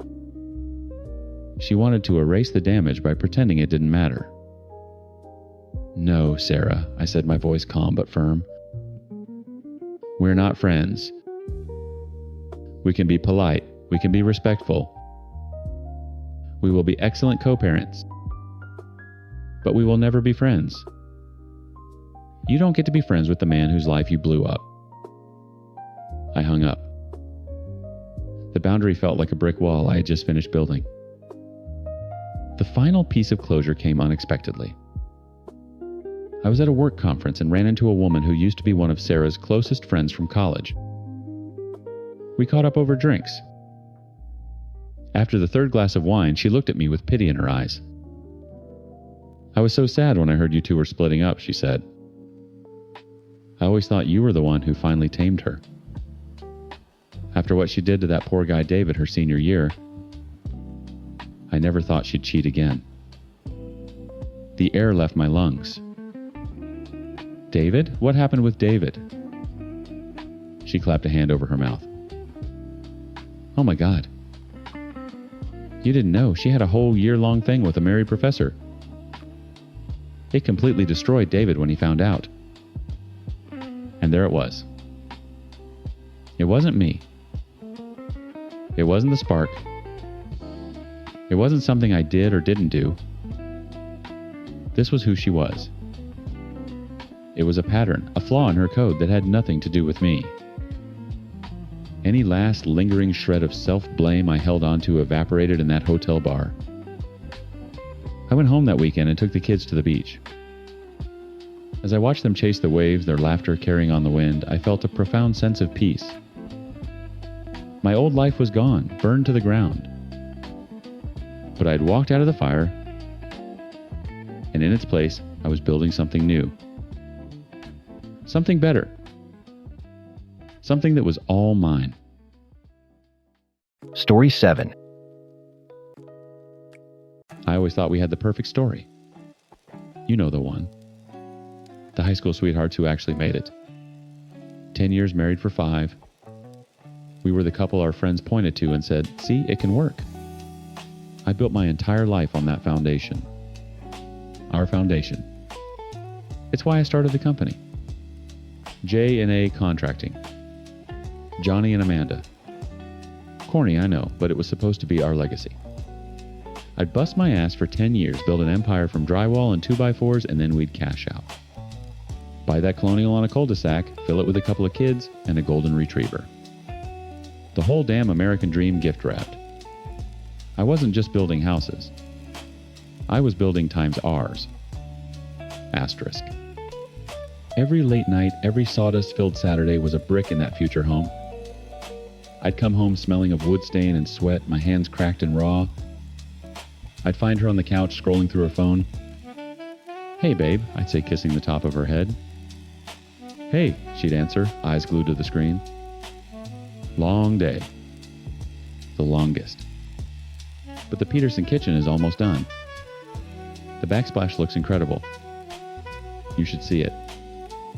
I was always trying to pull her into my world to make her see the blueprints taking shape. "That's great, Johnny." Tap, tap, scroll. The distance started as a hairline crack. So small you could ignore it. I'd be sketching out a deck design at the dining room table at 11 p.m., and she'd walk by on her way to bed. Coming soon, she'd ask her hand on the light switch. "Just gotta finish this proposal." "This one job could pay for our down payment, Mandy?" "The whole thing." She'd just sigh. A soft little puff of air. "Okay. Don't be too late." The light would click off, leaving me in a small circle of lamplight alone with my plans for us. I told myself it was sacrifice. The short-term pain for the long-term gain. I was a fool. The cracks started to spread. Her phone, which used to be communal property, suddenly had a passcode. She'd angle it away from me when a text came in. "Who's that?" I'd ask, leaning over to steal a fry from her plate. "Just Sarah from work," she'd say, quickly typing a reply and flipping the phone face down. It was always work. Work drinks became a weekly thing. Then a twice-weekly thing. She started talking about this new guy on her team, Mark. "He's hilarious," she'd say. "You'd like him." He was always in the story she told about her day, a new recurring character in a show I wasn't watching.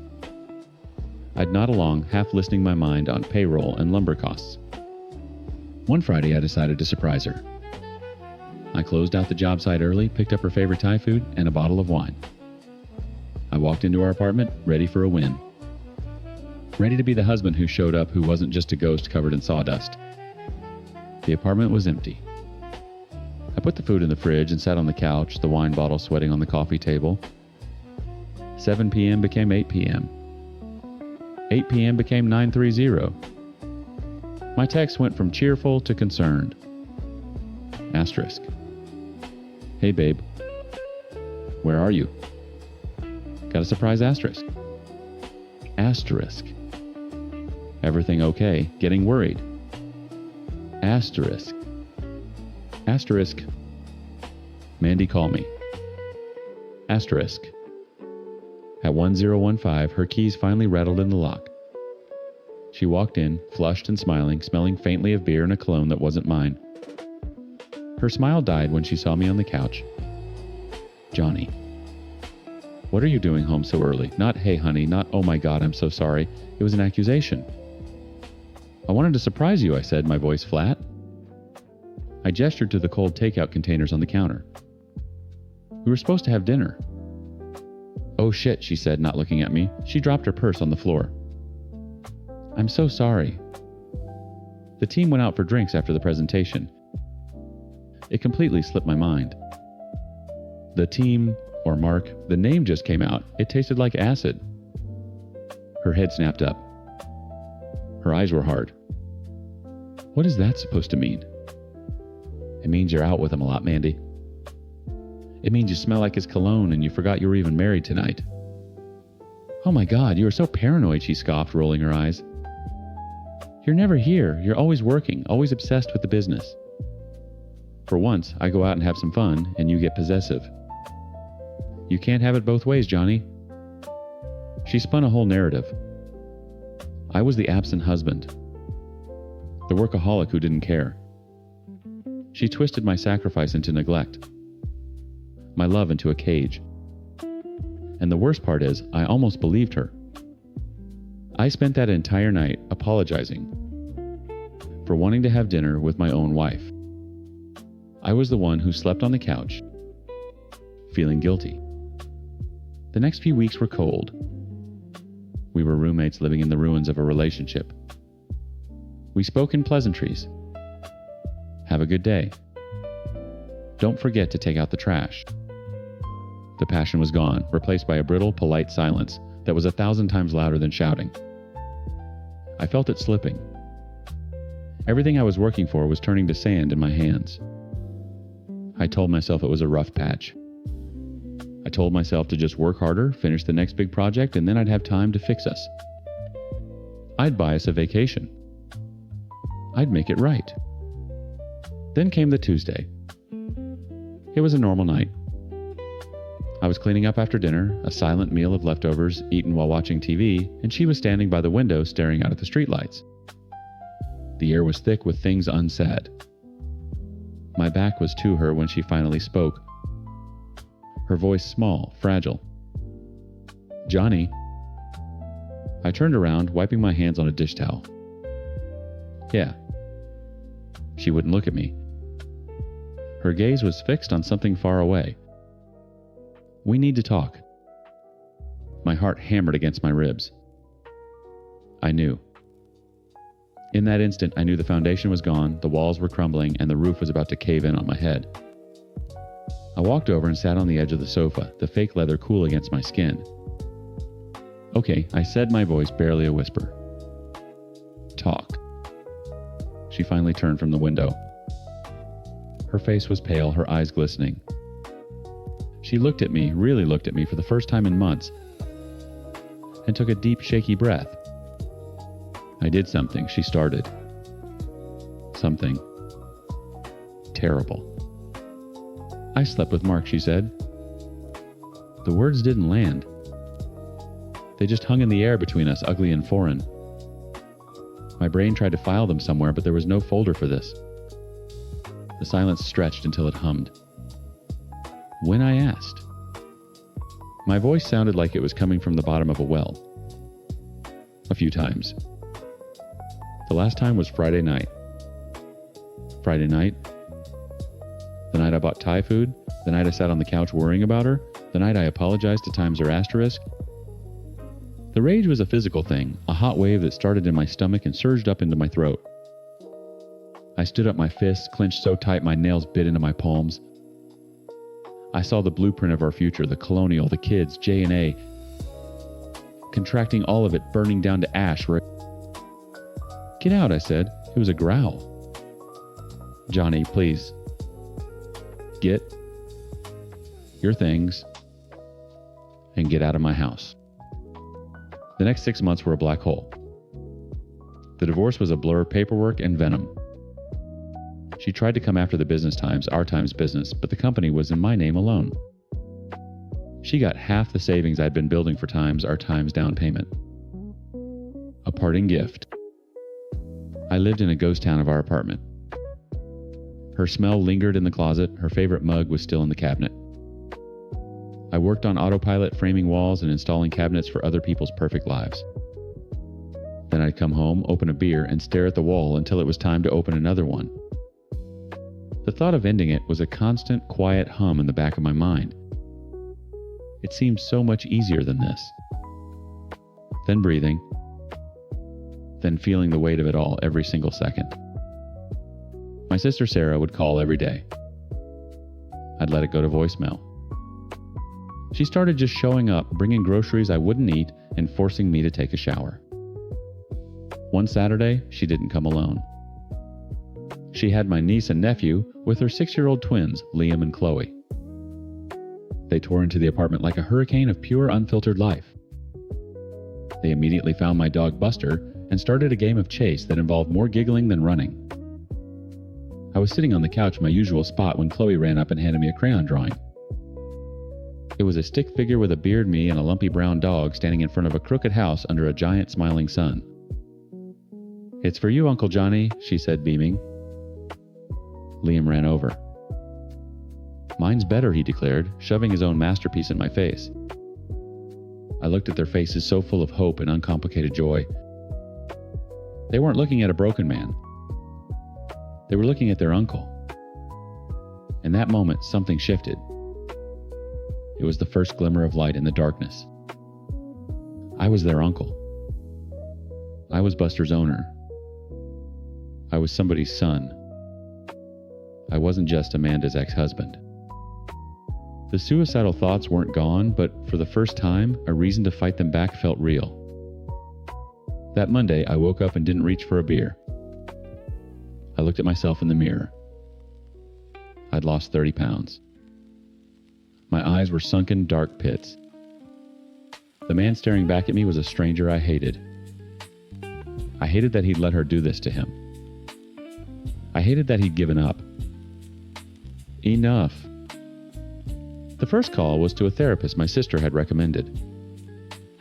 I booked an appointment for that afternoon and another for Wednesday. The second action was on my phone. I went to her contact. Blocked. I went to Instagram. Blocked. Facebook. Blocked. Every digital doorway back to her I slammed shut and deadbolted. It was a declaration of war.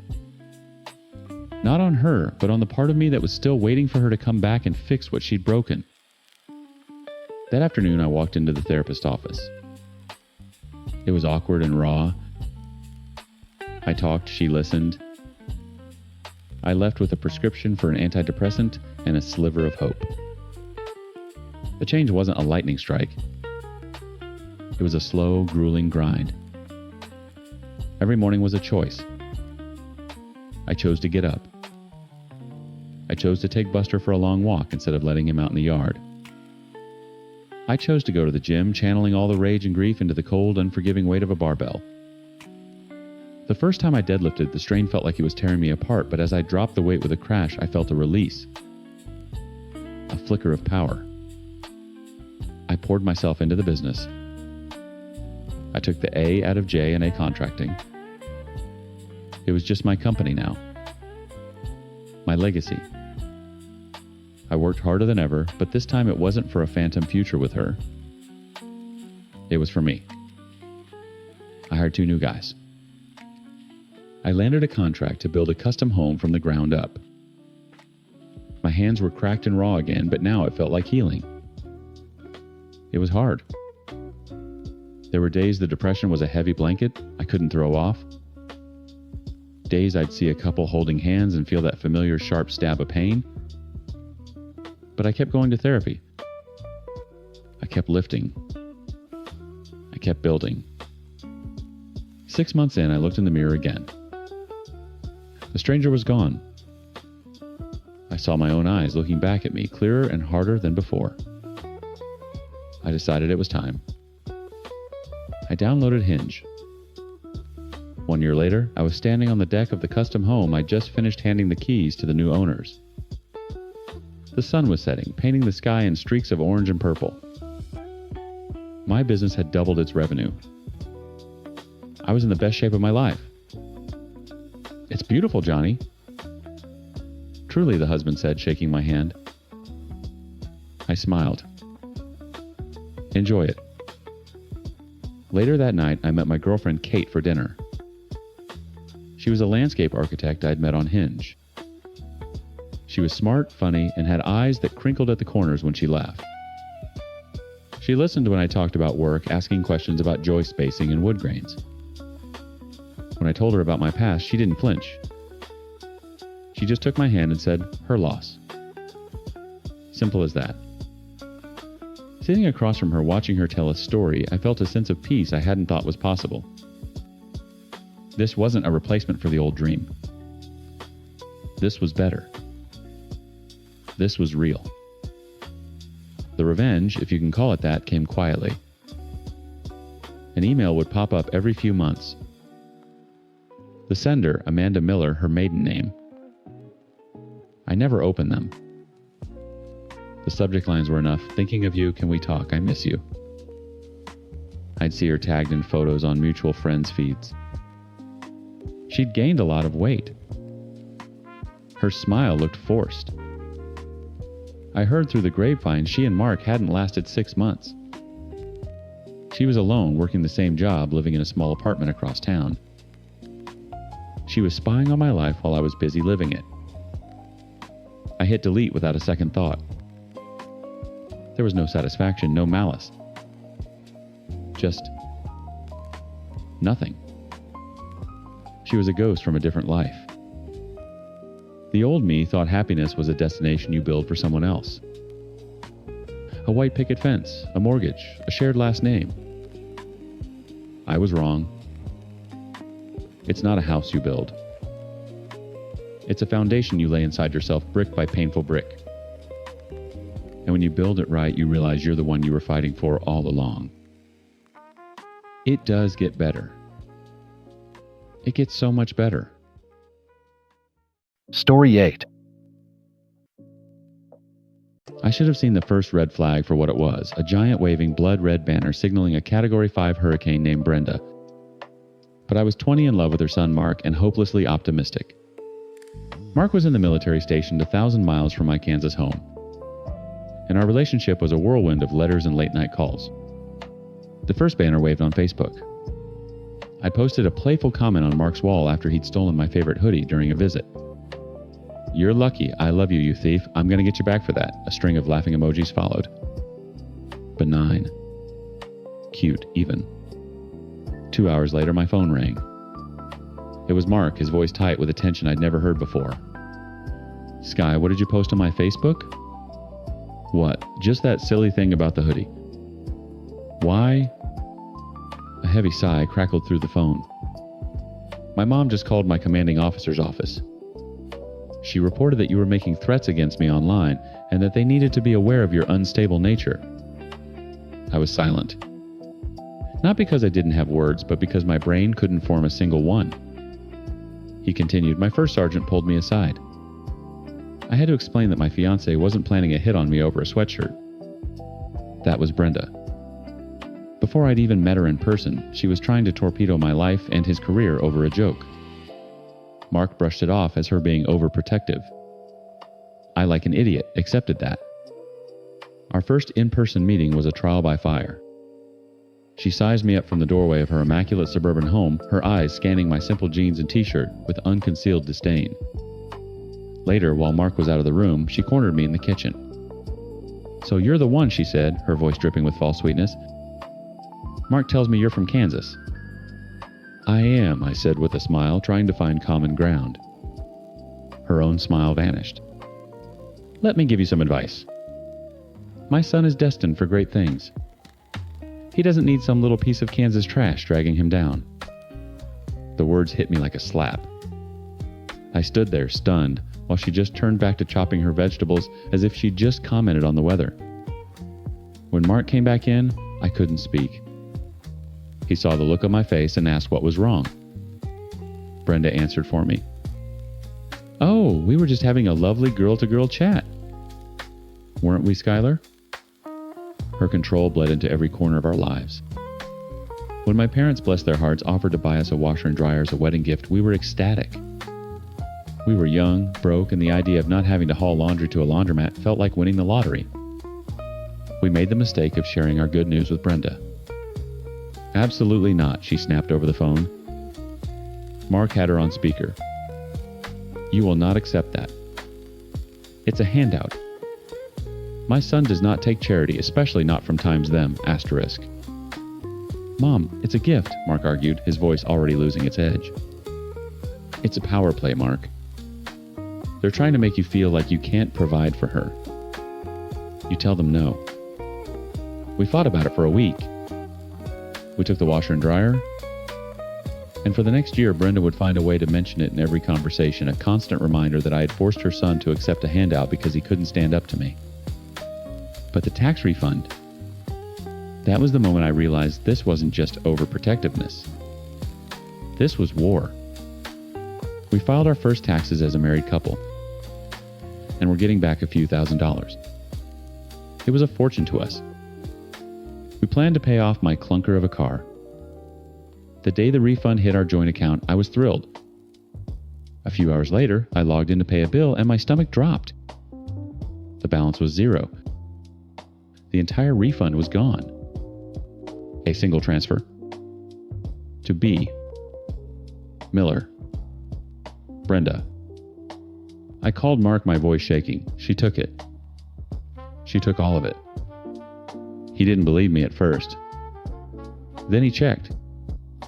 The phone call that followed was epic.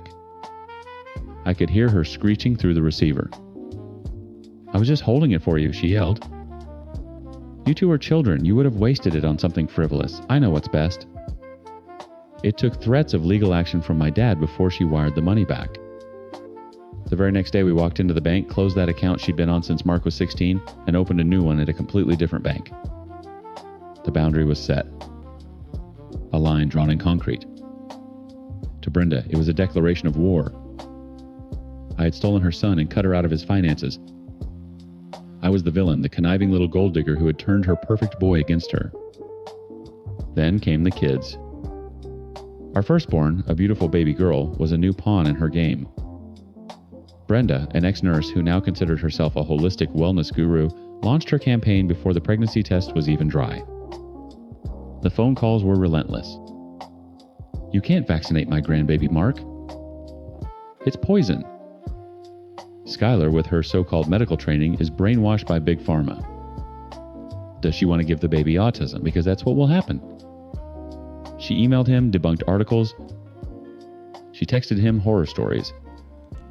She preyed on his anxieties, whittling fears into his ear that I, his wife, the mother of his child, was going to willfully harm our daughter. It was a constant, draining battle that put a deep and painful crack in our marriage. The years that followed were a blur of 2 more children deployments, and Brenda's escalating madness. She would tell Mark I was going to cheat on him while he was gone, that I was wasting his deployment pay. She accused me of everything under the sun, a constant venomous drip poisoning our well. Mark, worn down by years of her manipulation and struggling with his own demons from his time overseas, was trapped. He loved his mother, but he was drowning in her toxicity. Eventually, the weight became too much for him. He agreed to go to an inpatient treatment program for his PTSD. It was the hardest and bravest decision he ever made. It also meant I was alone. 3 kids, ages 5, 3, and 1 in a house 1,000 miles from any family. Just me. It was hard. It was lonely. But we were managing. I was holding our world together with duct tape and caffeine, waiting for my husband to come home healthy. One night, about a month into his treatment, I was on the phone with his Aunt Carol, Brenda's sister, and the one sane person in the Miller family. You're doing such a good job, Skylar, she said, her voice warm. I don't know how you're managing it all. Some days I don't either. I laughed, exhaustion lacing my voice. There was a pause on her end. A hesitation. What is it, Carol? Skylar. Honey, I don't know if I should say anything. Just tell me. Another deep breath crackled through the phone. It's Brenda. She's been calling everyone. The whole family. She's telling them that you're the reason Mark had to go away. She's saying you're a unfit mother. That you're hurting your own children. The phone felt cold against my ear, a conduit for a poison that was finally seeping into my bones and turning them to steel. I thanked Carol, my voice a flat, dead thing, and hung up. I didn't cry. I didn't rage. I walked into the living room where my 5-year-old was building a lopsided Lego tower and my 3-year-old was coloring on a piece of paper and occasionally the floor. The baby was asleep in his crib. I looked at them, my children, my entire world that I had been holding together while their father healed, and I felt a clarity so sharp it could have cut glass. The war wasn't about a stolen hoodie, or a washer and dryer, or even a tax refund. It was about them. She was trying to use my children as the final weapon to destroy me. And I was done being a target. 2 days later, the phone rang. It was Mark. His voice sounded lighter than it had in years the therapy was working. I felt a pang of hope immediately followed by dread. Hey, Sky, he said. Listen, I'm getting a 7 2-hour pass. My grandpa's taken a turn and the doctors are letting me come home to see him. Oh, Mark. I'm so sorry about your grandpa, I said, my voice softening. Of course. When are you flying in? Tomorrow night. And listen, I've been thinking a lot in here about communication, about forgiveness. I think since I'll be in town anyway, I should go see my mom. Maybe we can finally just make the peace. The steel in my bones solidified into adamantium. You can see your mother, Mark. That's your choice. He let out a sigh of relief. Thank you, Sky. That means a lot. I was thinking maybe I could swing by with the kids for an hour just so she can see them. It would mean the world to her. No. The word was quiet, but it hung in the air between us like a guillotine. What? He asked, his lighter tone vanishing. What do you mean, no? I mean, no. You are free to have whatever relationship you want with your mother. I will not stop you. But she is not seeing our children. Not for an hour. Not for 5 minutes. Not ever again. Skylar, that's not fair, he protested, his voice rising. She's their grandmother. She's a viper who has spent the last month while you've been gone, and I've been alone with 3 kids, calling every member of our family to tell them I am an unfit mother who is hurting my own children. I said my voice as calm and cold as a morgue slab. She doesn't get to do that and then get a visit with those same children as a reward. The door is closed. I've locked it and thrown away the key. So you're just going to cut her out. What about the kids? Don't they deserve a grandmother? They deserve a mother who isn't being systematically destroyed by her. They deserve to not be used as pawns in her sick game. This conversation is over. I hung up before he could respond. He arrived the next night, the air in our home thick with unspoken arguments. He kissed the kids, his face a mask of strained joy, and put them to bed. As soon as the last bedroom door was shut, he turned on me. We need to talk about this, Skylar. There's nothing to talk about. I was wiping down the kitchen counter, my movements sharp and efficient. Damn it, stop that and look at me, he snapped. His voice was raw. You're being hateful and you're holding grudges. That's all this is. She's my times mother, asterisk. You want to punish her, so you're using our children to do it. I slammed the sponge into the sink and turned my eyes blazing. Punish her, a grudge. Do you have any idea how small that makes this sound? A grudge is what you hold when someone cuts you off in traffic. A grudge is for a petty disagreement. This is not that. I stepped closer, lowering my voice so the kids wouldn't hear. This is a decade of sustained psychological warfare, Mark. She called my husband's military command over a joke. She called me Kansas trash. She tried to stop my parents from giving us a gift. She stole thousands of dollars from our bank account. She waged a multi-year campaign to convince you that I was going to intentionally harm our children with life-saving medicine based on her holistic bullshit. And while you were gone, getting help for the very trauma she helped inflict on you, she told our family that I was abusing our kids. I was inches from his face, now my voice, a venomous whisper. This is not a grudge. This is a diagnosis.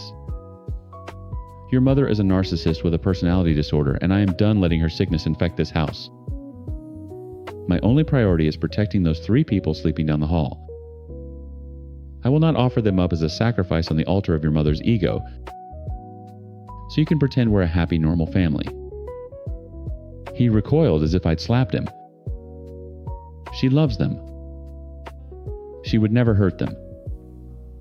She is hurting them times, through me times, I countered. She has tried to destroy their mother. She has tried to break up their parents' marriage. What part of that is love? A happy, stable mother is the best thing I can give my kids, and I am never stable after being in her orbit. Therefore, she's a threat to my children's well-being. It's that simple. He just stared at me, his face a mess of confusion and anger. The programming ran deep. He saw his mother, the woman who raised him. I saw the monster who had meticulously tried to dismantle my life. They're the ones who will suffer, Sky, he said, his voice pleading. They'll miss out on having a grandmother. They will miss out on being manipulated, I corrected him. They will miss out on being told their mother is garbage. They will miss out on having love offered and then withdrawn on a whim. Believe me, they'll thank me for it later. He turned away and pulled out his phone. I knew what he was going to do. He was going to call her. To explain. To apologize for my behavior. To manage her emotions just like he'd been trained to do his whole life. I didn't say another word. I just watched him for a second, a stranger in our kitchen. Then I turned, walked down the hall, and quietly pushed open the door to my daughter's room. I checked on my other two boys, their small chests rising and falling in the dim glow of their nightlights. My job was to protect them. I went back to the living room and saw him on the couch, phone pressed to his ear, his back to me. Mom, listen. She's just stressed out. I walked right past him, scooped up the baby monitor from the end table and went into my bedroom. I closed the door, shutting out the sound of his voice. The click of the latch was the loudest sound I had ever heard. It was the sound of a boundary finally holding. A wall finally being built. My revenge wasn't loud or dramatic. It was a quiet, locked door. It was the simple, brutal, and necessary act of choosing my children and myself over the woman who had tried to burn us all to the ground. The rift between Mark and me was now a canyon, and I didn't know if we'd ever build a bridge to cross it. But for the first time in a decade, I felt safe on my side. Story 9. The end of a 5-year relationship shouldn't be a quiet affair. It should be a house fire. A screaming, shattering, plate-throwing apocalypse. But Clara and I didn't explode. We leaked. A slow, toxic drip of resentment that had been corroding our foundation for the better part of a year. My depression was a heavy anchor, and she was tired of trying to tread water for both of us. The day she packed her bags, she said we were drowning. She wasn't wrong. The breakup was followed by a silence so profound it had its own texture. For 2 months, I didn't hear from her. Not a text, not a call, not a hope. You're doing okay. I threw myself into the gym until my muscles screamed louder than the thoughts in my head. I buried myself in work chasing promotions I didn't even want.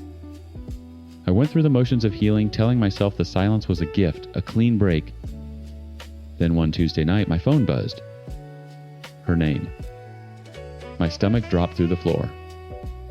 Asterisk, hey. In your neighborhood next week. Drinks asterisk. My thumbs hovered over the screen. Every self-help guru and well-meaning friend would have screamed no, but a part of me, the part that still remembered how she laughed, needed to see her. Needed to prove to myself I could.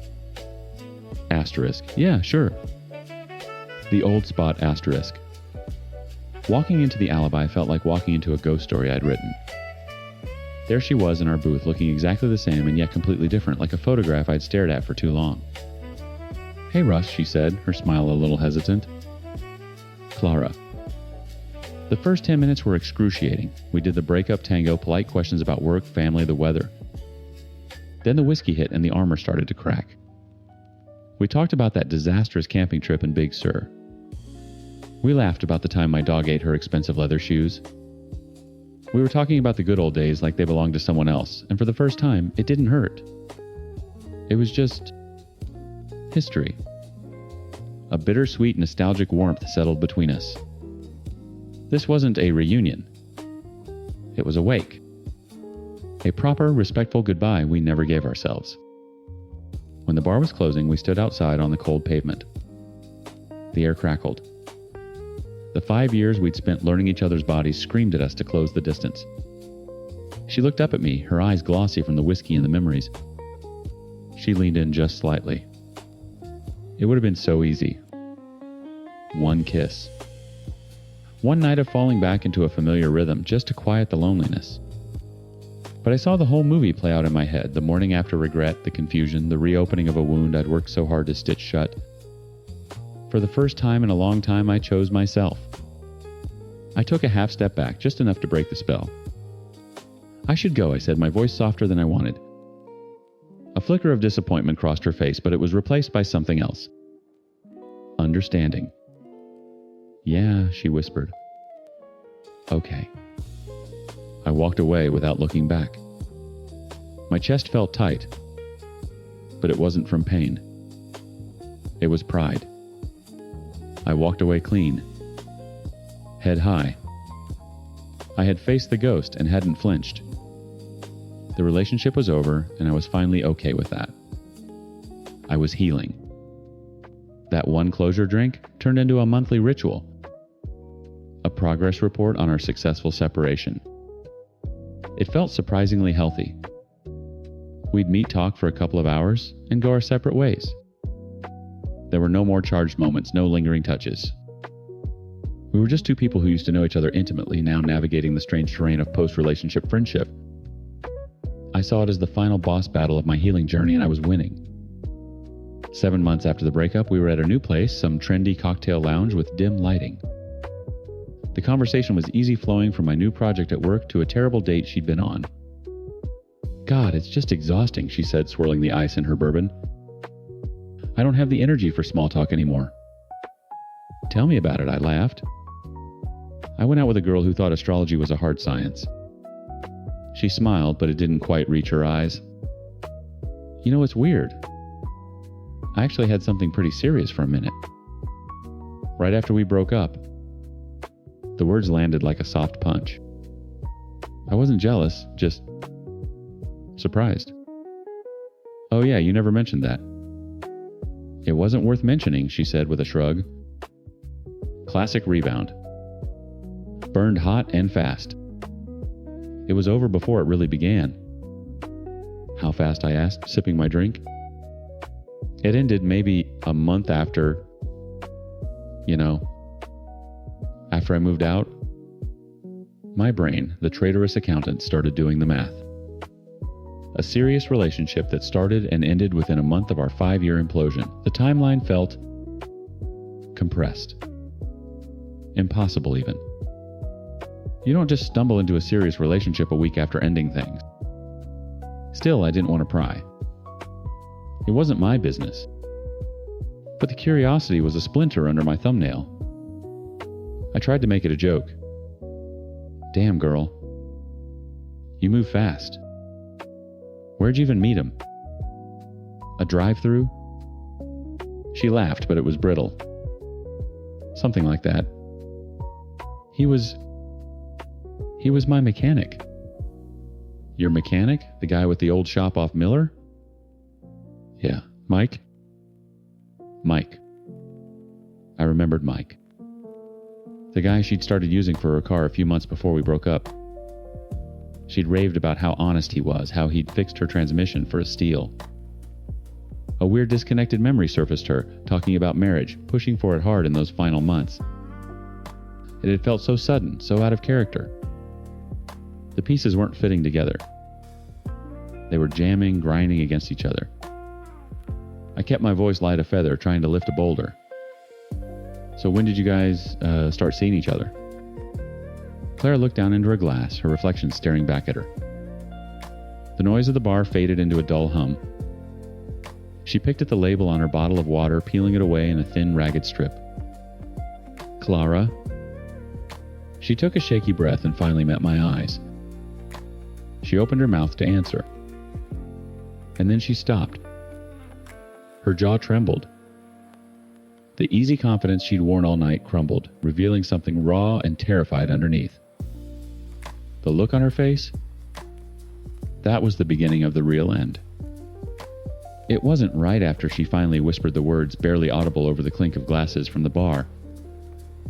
It was before. My blood went cold. The whiskey in my stomach turned to ice. Before what? Her eyes glistening with unshed tears met mine. The curated poise she'd maintained for 7 months was gone, replaced by the face of a stranger confessing to a crime. Before I moved out, Russ.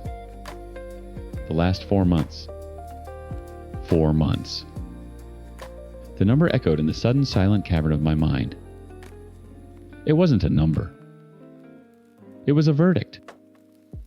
It was a demolition order for the entire history I'd just been nostalgically visiting. The final difficult year of our relationship wasn't a slow leak of resentment.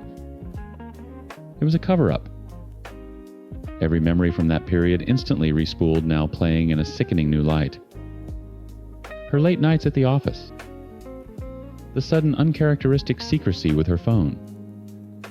The way she'd flinch sometimes when I touched her. I had chalked it all up to my depression, to the chasm growing between us. I had taken the blame. I had carried the weight of our failure, believing it was mine to carry. And the marriage talk. Jesus Christ. The memory hit me like a physical blow. Her sudden, desperate pressure to get engaged. It had come out of nowhere, an ultimatum wrapped in a declaration of love. I'd seen it as a last-ditch effort to save us something I wasn't emotionally ready for. Now I saw it for what it was. A loyalty test. She wasn't asking me to commit to a future with her. She was asking me to give her a reason to stop sleeping with her mechanic. She was testing my lock while the burglar was already in the house. All the pride I'd felt for my healing, for my maturity, for walking away clean that first night outside. The alibi, it all curdled into shame. I hadn't been navigating a bittersweet ending. I'd been the clueless, sad sack husband in a bad soap opera. The last one to know. I stood up. The chair scraped against the floor loud enough to turn a few heads. Russ, please, she begged, her hand reaching for mine across the table. I pulled my arm back like her touch was fire. Don't, I said, my voice flat, dead.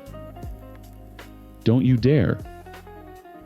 I threw a 50 on the table and walked out, leaving her there with her confession hanging in the air. I didn't look back. There was nothing left to see. The ghost I thought I'd made peace with was a monster, and it had just shown me its real face. The days that followed were a blur of white-hot rage. I couldn't sleep. I couldn't eat. The gym was useless. Every rep was her face. Every drop of sweat was pure poison. My clean, respectable grief was gone, replaced by a filthy, feral need for vengeance.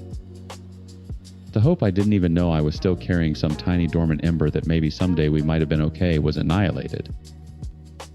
I was pacing my apartment like a caged animal when another piece of the puzzle clicked into place.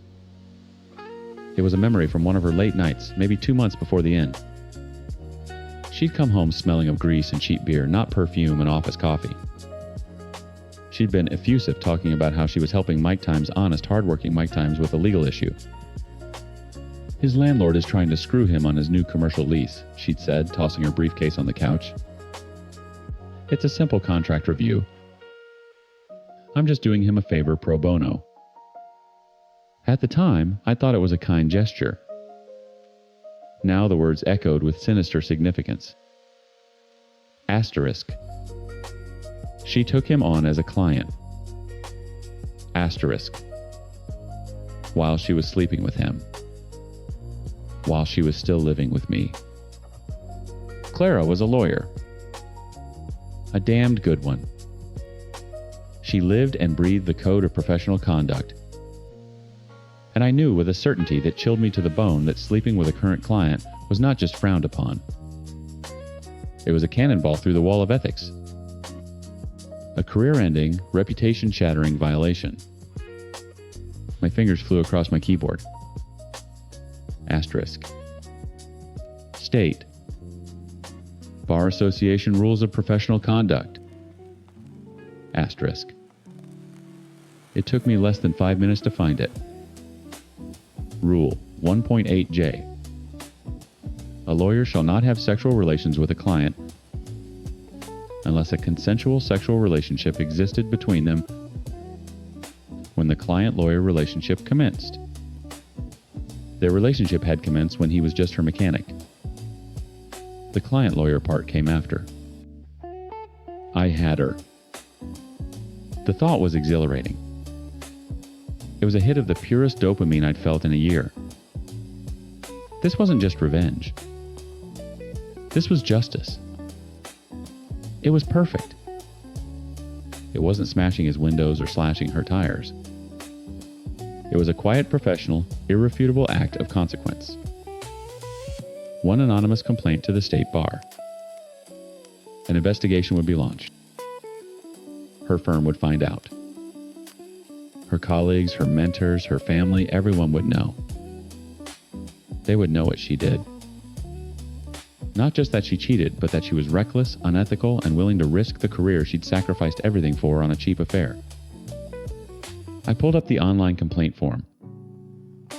My hands trembled as I hovered the cursor over the first field. You can't do this, man. My sister Sarah was sitting on my couch, her face a mask of concern. I'd made the mistake of telling her everything, expecting a co-conspirator, a rally of support. I got an intervention instead. Why not? I shot back, my voice raw. She torpedoed my life. She gets to walk away clean while I'm still picking shrapnel out of my walls. No. There have to be consequences. Of course there should be, she said gently. But this, Russ, this isn't a consequence. This is an annihilation. You're talking about trying to ruin her career, her entire life, because she hurt you. She didn't just hurt me, Sarah. She lied to me for months. She made me believe I was the reason we failed.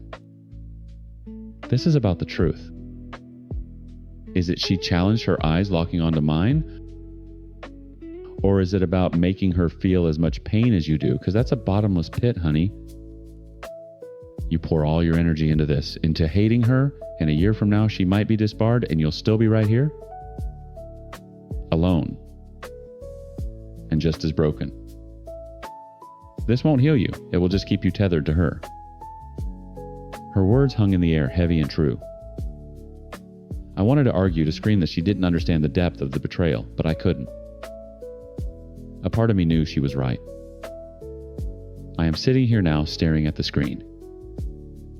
The complaint form is still open in one tab. Her LinkedIn profile is open in another. I see her smiling, professional headshot, the list of accolades and publications, the entire life she built. With one click, I can set a fire to all of it. A righteous fire, my anger screams. A cruel and empty one, my sister's voice whispers. Vengeance is a clean, simple, satisfying answer. But letting go, that requires a strength I'm not sure I have. The cursor blinks on the screen, a steady, rhythmic pulse. A choice. Do I push the button and watch her world burn, or do I find the courage to close the laptop and walk away from the wreckage for good? Story Teen. The first time I saw my husband Mark hold our daughter, the whole world just stopped. It was like a shutter clicked and the moment was frozen in amber. All the years of trying the doctors, the quiet disappointments, it all melted away. There was just him, a man completely undone by a tiny 7-pound miracle with a tuft of dark hair just like his. We named her Calla. It was the only name we'd ever seriously considered. Mark's mother, who passed away from cancer when he was 15, had loved calla lilies. He told me how she'd always kept a vase of them on the kitchen table, their elegant white heads, a permanent fixture of his childhood. The name felt right. It felt like a piece of her, a connection for the daughter she'd never get to meet. We were in our little bubble of bliss, a cocoon of sleepless nights and milky baby smells. After a couple of days, Mark made the round of announcement calls. He was glowing when he dialed his dad, Robert. "Hey Dad, she's here," he beamed his voice, thick with emotion. I watched him from the hospital bed holding our tiny girl against my chest. He relayed the stats, time of birth, weight, length. Then he got to the best part. We named her Calla. There was a pause. Even from across the room, I could hear the tinny distant sound of his father's voice, but not the words. Mark's smile faltered just for a second. "Yeah, Calla," he repeated. Another pause. "No, it's Calla. Like the flower." His shoulders tensed. He turned away from me slightly, a reflexive habit he had when dealing with his family. "Okay, Dad." "Yeah, we'll talk soon. Love you." He hung up and forced a smile back onto his face, but the light in his eyes had dimmed. "What'd he say?" I asked, adjusting Calla in my arms. Mark shrugged, running a hand through his already messy hair. He just said it was an odd choice. Odd. His word. He looked down at our daughter, his expression softening again. "He doesn't get it. It's fine." But I knew it wasn't his dad he was talking about.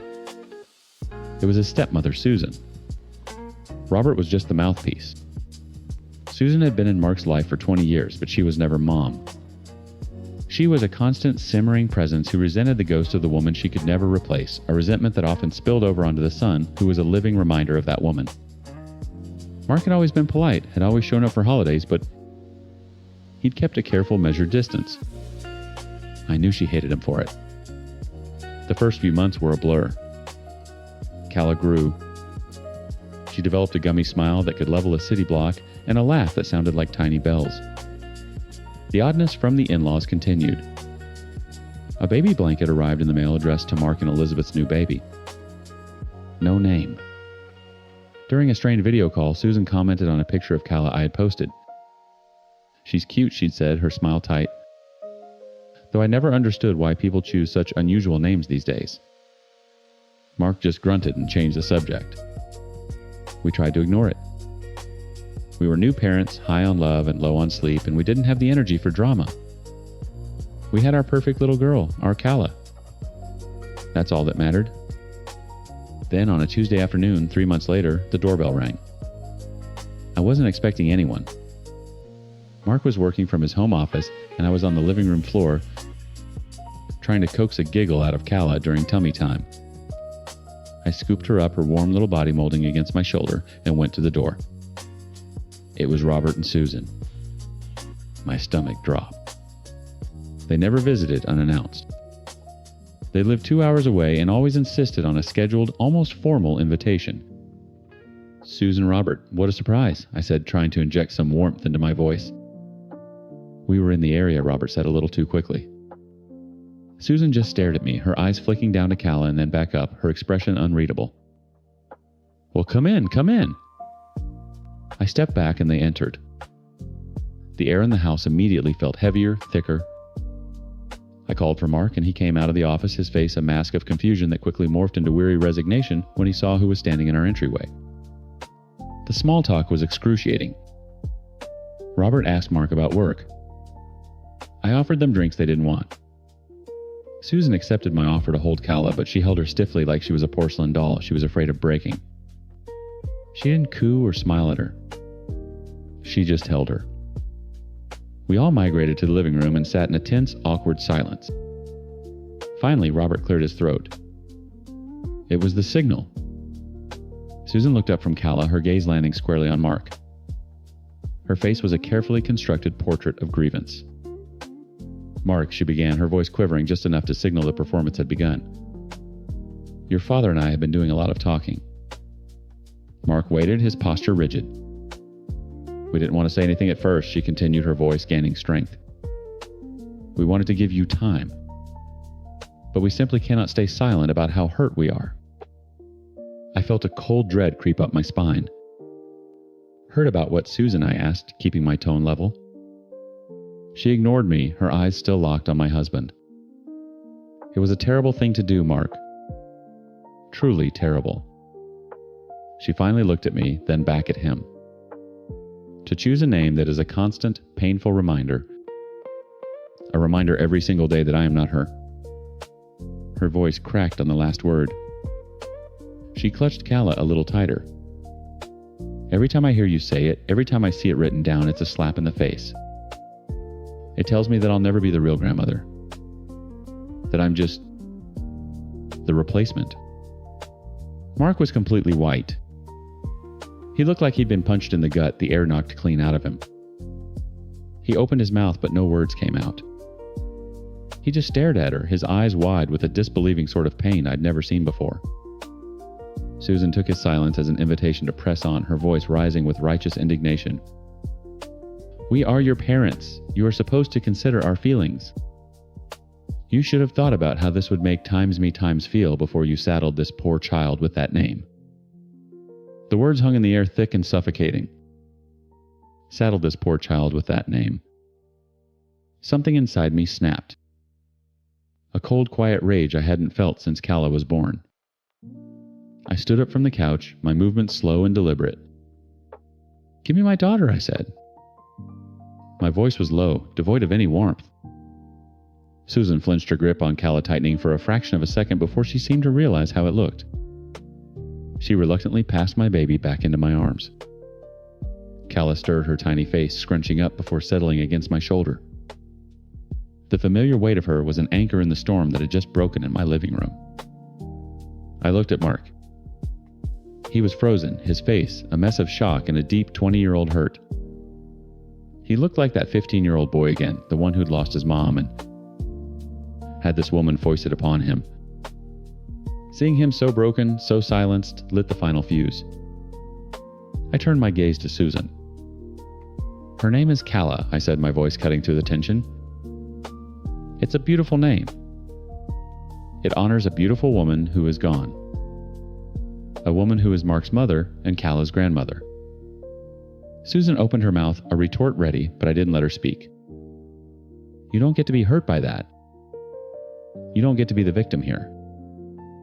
For 20 years you have wanted Mark to erase his mother for your comfort, and he has been nothing but polite to you in the face of it. But that stops now."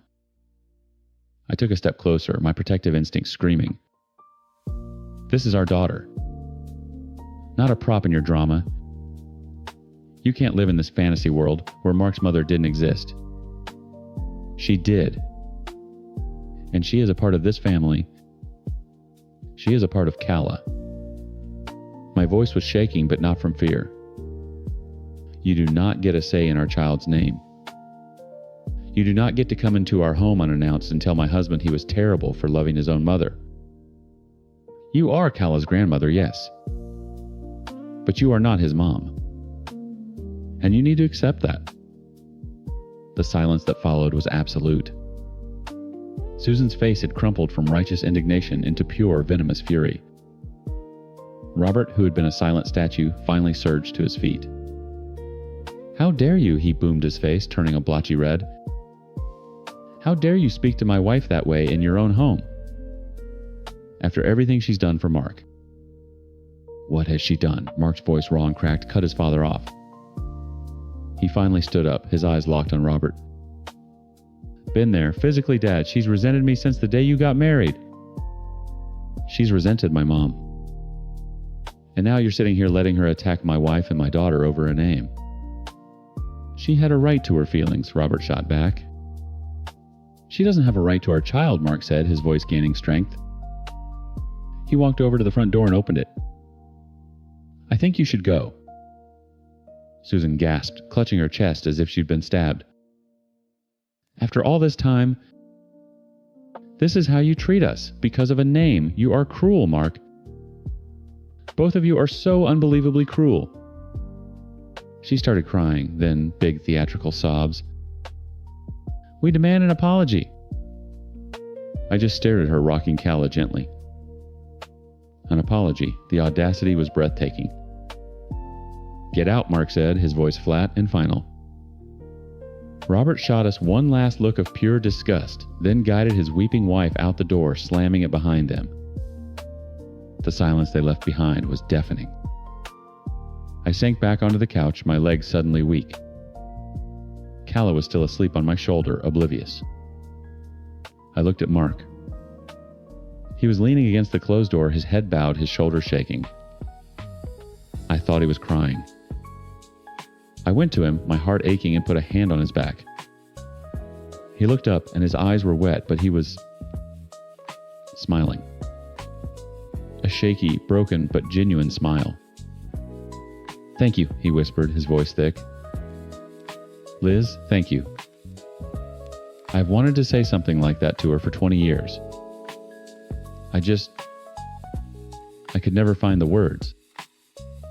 I always froze. He reached out and cupped my cheek, his thumb stroking my skin. You didn't freeze. I'm sorry if I went too far, I said, the adrenaline starting to fade, replaced by a wave of queasy guilt. The things I'd said, they were true, but they were so harsh. It just came out. I saw your face and I... Don't you dare be sorry, he said fiercely, pulling me into a one-armed hug, careful of Calla between us. You weren't harsh. You were honest. You defended me. You defended our daughter. He kissed my forehead. You were perfect. His words were a balm, but a little seed of doubt remained. Had I just permanently fractured his family? The weeks that followed were silent. No calls. No texts. Not even a passive-aggressive email from Robert. It was peaceful, but an uneasy peace. Then a package arrived. A small flat box addressed to me and Mark. Inside was a silver picture frame engraved with the words, "Our granddaughter." Tucked into the frame wasn't a photo, but a gift certificate for a professional baby portrait studio. A note from Susan was attached.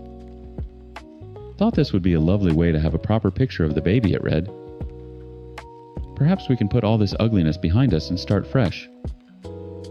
For her sake. The baby. She still wouldn't use her name. It wasn't an olive branch. It was a final subtle attempt to win. To erase Calla and replace it with granddaughter. I looked at the frame. I looked at the note.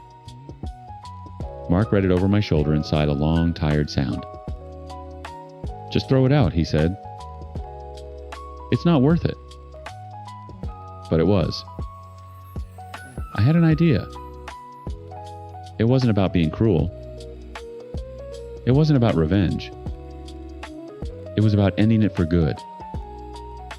The next Saturday, I told Mark I was running some errands. I took the gift certificate. I also took the old, slightly faded photograph of Mark's mother that he kept on his nightstand, the one from her wedding day where she's laughing, her head thrown back in joy. I went to the portrait studio. I also went to a custom frame shop. A week later, on a quiet Tuesday afternoon, almost identical to the one they'd ambushed us on, I hung our new art piece in the living room right across from the couch where they had sat. It was a large, beautifully matted triptych. On the left was the restored, vibrant photo of Mark's mother looking timelessly beautiful. On the right was a photo of Mark and me from the day we brought Calla home, exhausted and utterly besotted. And in the center, and the largest frame of the three, was a gorgeous professional portrait of our daughter. She was awake, her dark eyes sparkling, her gummy smile on full display. Beneath her picture, I'd had a small, elegant brass plate engraved. It read, Calla, named in loving memory of her grandmother. When Mark came home and saw it, he just stopped and stared. He walked over to it, his fingers tracing the frame around his mother's face, then his daughter's. He didn't say anything for a long time. He just looked at it. Finally, he turned to me, his eyes shining. This is our family, he said, his voice full of a quiet, settled peace I hadn't heard in years. All of it. Later that night, I took a photo of the triptych hanging on our wall. I posted it online. I didn't tag anyone. The caption was simple. So proud of our beautiful girl Calla and the legacy she carries. We never got an apology. We didn't need one. The silence from them continued, but this time it wasn't uneasy. It was just quiet. We had taken back our story. We had honored our daughter. And in our home, surrounded by the faces of the people who truly loved her, there were no more ghosts. Story 11. The moment the agent handed me the keys, I swear I could feel the weight of them in my soul. They weren't just brass and steel. They were 5 years of scrimping, of saying no to vacations, of my wife Chloe working ungodly hours at the firm. They were the keys to our villa. Our honest-to-God, sun-drenched terracotta-tiled villa with a lemon grove out back. Chloe and I just stood in the empty living room for a solid 10 minutes listening to the silence. The sunlight cut across the hardwood floors, illuminating dust motes dancing in the air like tiny golden sprites. It was perfect. It was ours. "We have to have everyone over," Chloe said, her voice echoing slightly in the vast space. She wrapped her arms around my waist from behind her chin on my shoulder. "A housewarming." "God, no," I laughed. "Not yet. I want to enjoy the new house smell before it's replaced by the smell of spilt beer and my brother's questionable life choices." Chloe squeezed me. "Okay, not a party. But we should show it to your family. I know how excited Bella is to see it." My heart warmed at the mention of my niece. Bella, at 7, was a little artist. She was quiet, thoughtful, and saw the world in shades of wonder. She'd sit for hours with a sketch pad, drawing the patterns in a leaf or the way light hit a glass of water. She was an old soul in a tiny body, and I adored her. Then there was her brother, Michael. My nephew, at 9 years old, was less of a boy and more of a localized natural disaster. A tornado in cargo shorts. The last time he was at our old apartment, an apartment we were renting, thank God, he decided my antique silk Persian rug would make a fantastic canvas for Chloe's brightest red nail polish. My brother Alex had laughed it off. "He's just expressing himself. Dotty boys will be boys." I stared at the Rorschach test of OPI's Big Apple Red permanently etched into a rug that cost more than my first car, and thought times, if this is boys being boys, then boys should be kept in a hermetically sealed room until they're 25. Asterisk. That was just the most expensive incident. There were others. So many others. A phone flushed down the toilet to see if it could swim. A hand-painted ceramic lamp from our honeymoon in Positano accidentally knocked over during an impromptu indoor soccer match. A permanent marker mural on the back of our white leather sofa. "We can invite just Bella," I said, quietly testing the words out. Chloe turned me around to face her, her expression serious. "Do you think Alex would go for that?" "Why wouldn't he?" I said, already knowing the answer. "We'll just say it's a special Auntie Dottie and Auntie Chloe day with her. A girl's day." "Okay," she said, though. Her eyes told me she was bracing for impact. "Let's try it. I can't have Michael here, Dottie." "Not yet. I would have a nervous breakdown watching him." I nodded, feeling a knot of dread tighten in my stomach. "I know. Me too." I called Alex that afternoon, the phone feeling slick in my hand. He picked up on the second ring, loud and boisterous as always. "Dottie, how's the new homeowner swimming in your money bin yet?" "Ha ha," I said dryly. "It's amazing, Alex. You have to see it. Actually, that's why I'm calling. Chloe and I were hoping we could steal Bella for a few hours on Saturday. We want to give her the grand tour, maybe bake some cookies in the new kitchen." A beat of silence. It wasn't long, but it was heavy. "And Michael?" he asked, his voice suddenly flat. "Here we go." "Oh, we just thought it'd be a fun girls' day thing for Bella," I said, trying to sound breezy. "You know, a special treat just for her." "A special treat," he repeated, devoid of any warmth. Why does Bella get a special treat and Michael doesn't? It's not like that I stammered my plan, unraveling. "We'll have Michael over another time, of course. No, he cut me off. That's not how it works, Dorothy. They're a package deal. You want to see my kids? You see both of them. So you can either invite both of them on Saturday, or you can invite neither of them. It's up to you." The line went quiet. He was waiting. Daring me. I could feel the blood rushing in my ears. This beautiful, perfect thing Chloe and I had built, and he was using his destructive son as a gatekeeper. "I have to call you back," I said, and hung up before he could reply. I walked back into the living room where Chloe was measuring a wall for a bookcase. He said both or neither. She didn't even look up from the tape measure. Then it's neither. Her decisiveness was a relief. It was exactly what I was feeling, but I was afraid to say it out loud. Afraid of the inevitable family drama. Chloe had no such qualms. She was fiercely protective of our life, our home. "You're okay with that?" I asked. She finally looked at me, her eyes firm. "Dorothy, we spent years saving for this place. We are not going to feel terrorized in our own home. Michael is not welcome here until he learns not to destroy everything he touches.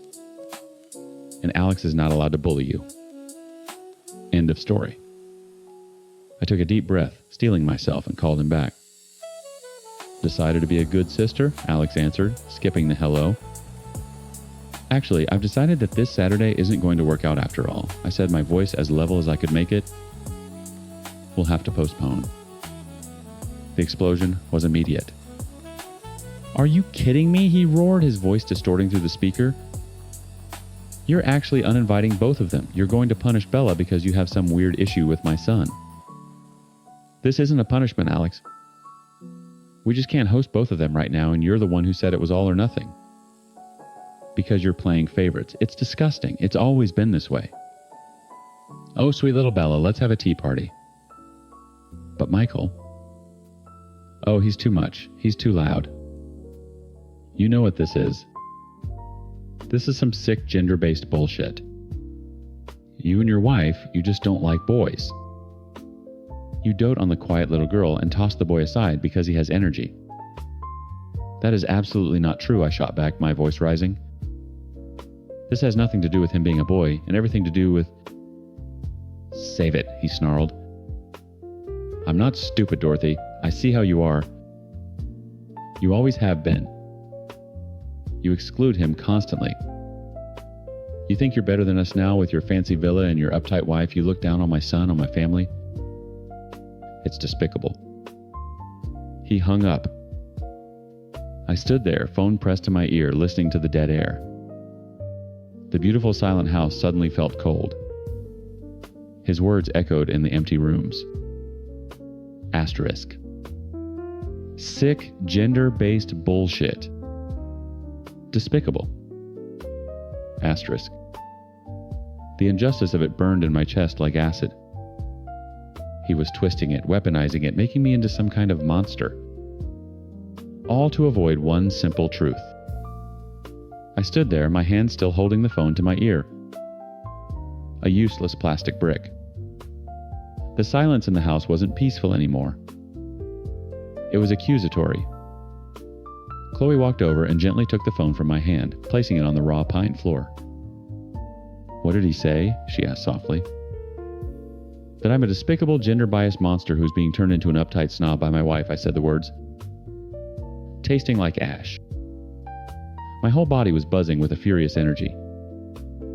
He didn't get to do that. He didn't get to rewrite history and paint me as the villain just to protect his own ego. Before Chloe could respond, my phone buzzed on the floor. A text from Alex. Asterisk, asterisk, Alex, don't ever ask to see my kids again. You've made it clear how you feel about my son. Asterisk, asterisk. My fingers trembled as I typed back, fury overriding any sense of caution. Asterisk, asterisk me. My feelings have nothing to do with him being a boy and everything to do with his behavior. Asterisk, asterisk. The 3 dots appeared instantly. Asterisk, asterisk, Alex, oh please. You can't name one single thing he's actually done that was so bad. It's all in your head. You just want a perfect little doll like Bella to play with. Asterisk, asterisk. One single thing. The audacity of it choked me. After all the calls, the tense conversations, the flimsy apologies he'd offered on Michael's behalf over the years, he was pretending total amnesia. Okay, I said out loud to the empty room, to Chloe, to the universe. Okay, he wants proof, he'll get proof. I stalked over to the corner where my laptop sat on a cardboard box, flipped it open and started a new spreadsheet. Chloe came and stood behind me, her hand resting on my shoulder. Dottie, what are you doing? He dared me, I said, my fingers flying across the keyboard. He asked for a single thing. I'm going to give him a goddamn itemized receipt for his son's entire childhood. It took me an hour. An hour of digging through old credit card statements, searching for online receipts, and estimating the value of things that were irreplaceable. Every line item was a fresh stab of anger. Asterisk, asterisk. I, Tim Hashone, antique silk Persian carpet living room, old apartment, asterisk, asterisk. Asterisk, asterisk, damage, asterisk, asterisk. Willful and extensive application of Big Apple Red OPI nail polish. Asterisk, asterisk, status. Asterisk, asterisk. Professionally cleaned twice. Stain permanent. Rug ruined. Asterisk, asterisk, estimated. Cost $2.100, asterisk, asterisk. Asterisk, asterisk, item hash 2, hand-painted ceramic lamp, honeymoon souvenir, Positano, asterisk, asterisk. Asterisk, asterisk, damage, asterisk, asterisk, smashed during indoor soccer game with a decorative pillow. Status. Irreparably. Asterisk, asterisk.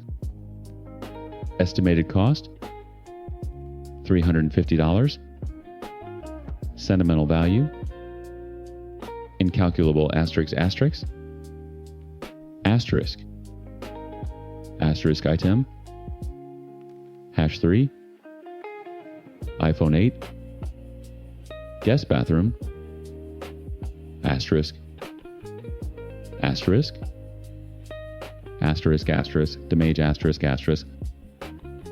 Flush down the toilet to see if it could swim. Asterisk, asterisk, status. Asterisk, asterisk, destroyed. Water logged. Asterisk, asterisk, estimated cost $450. Asterisk, asterisk. I kept going. The permanent marker on the white leather sofa, the collection of vintage teacups my grandmother's chipped one by one because Michael thought they were boring rocks. The passenger side mirror he'd kicked off Chloe's car because he was angry he had to leave.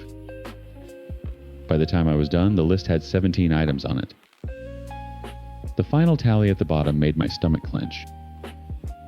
Asterisk, asterisk, total estimated damages, $4,785, asterisk, asterisk. Are you really going to send this? Chloe asked, her voice hushed. He asked for it. I repeated, my voice hard. I attached the spreadsheet to a new email.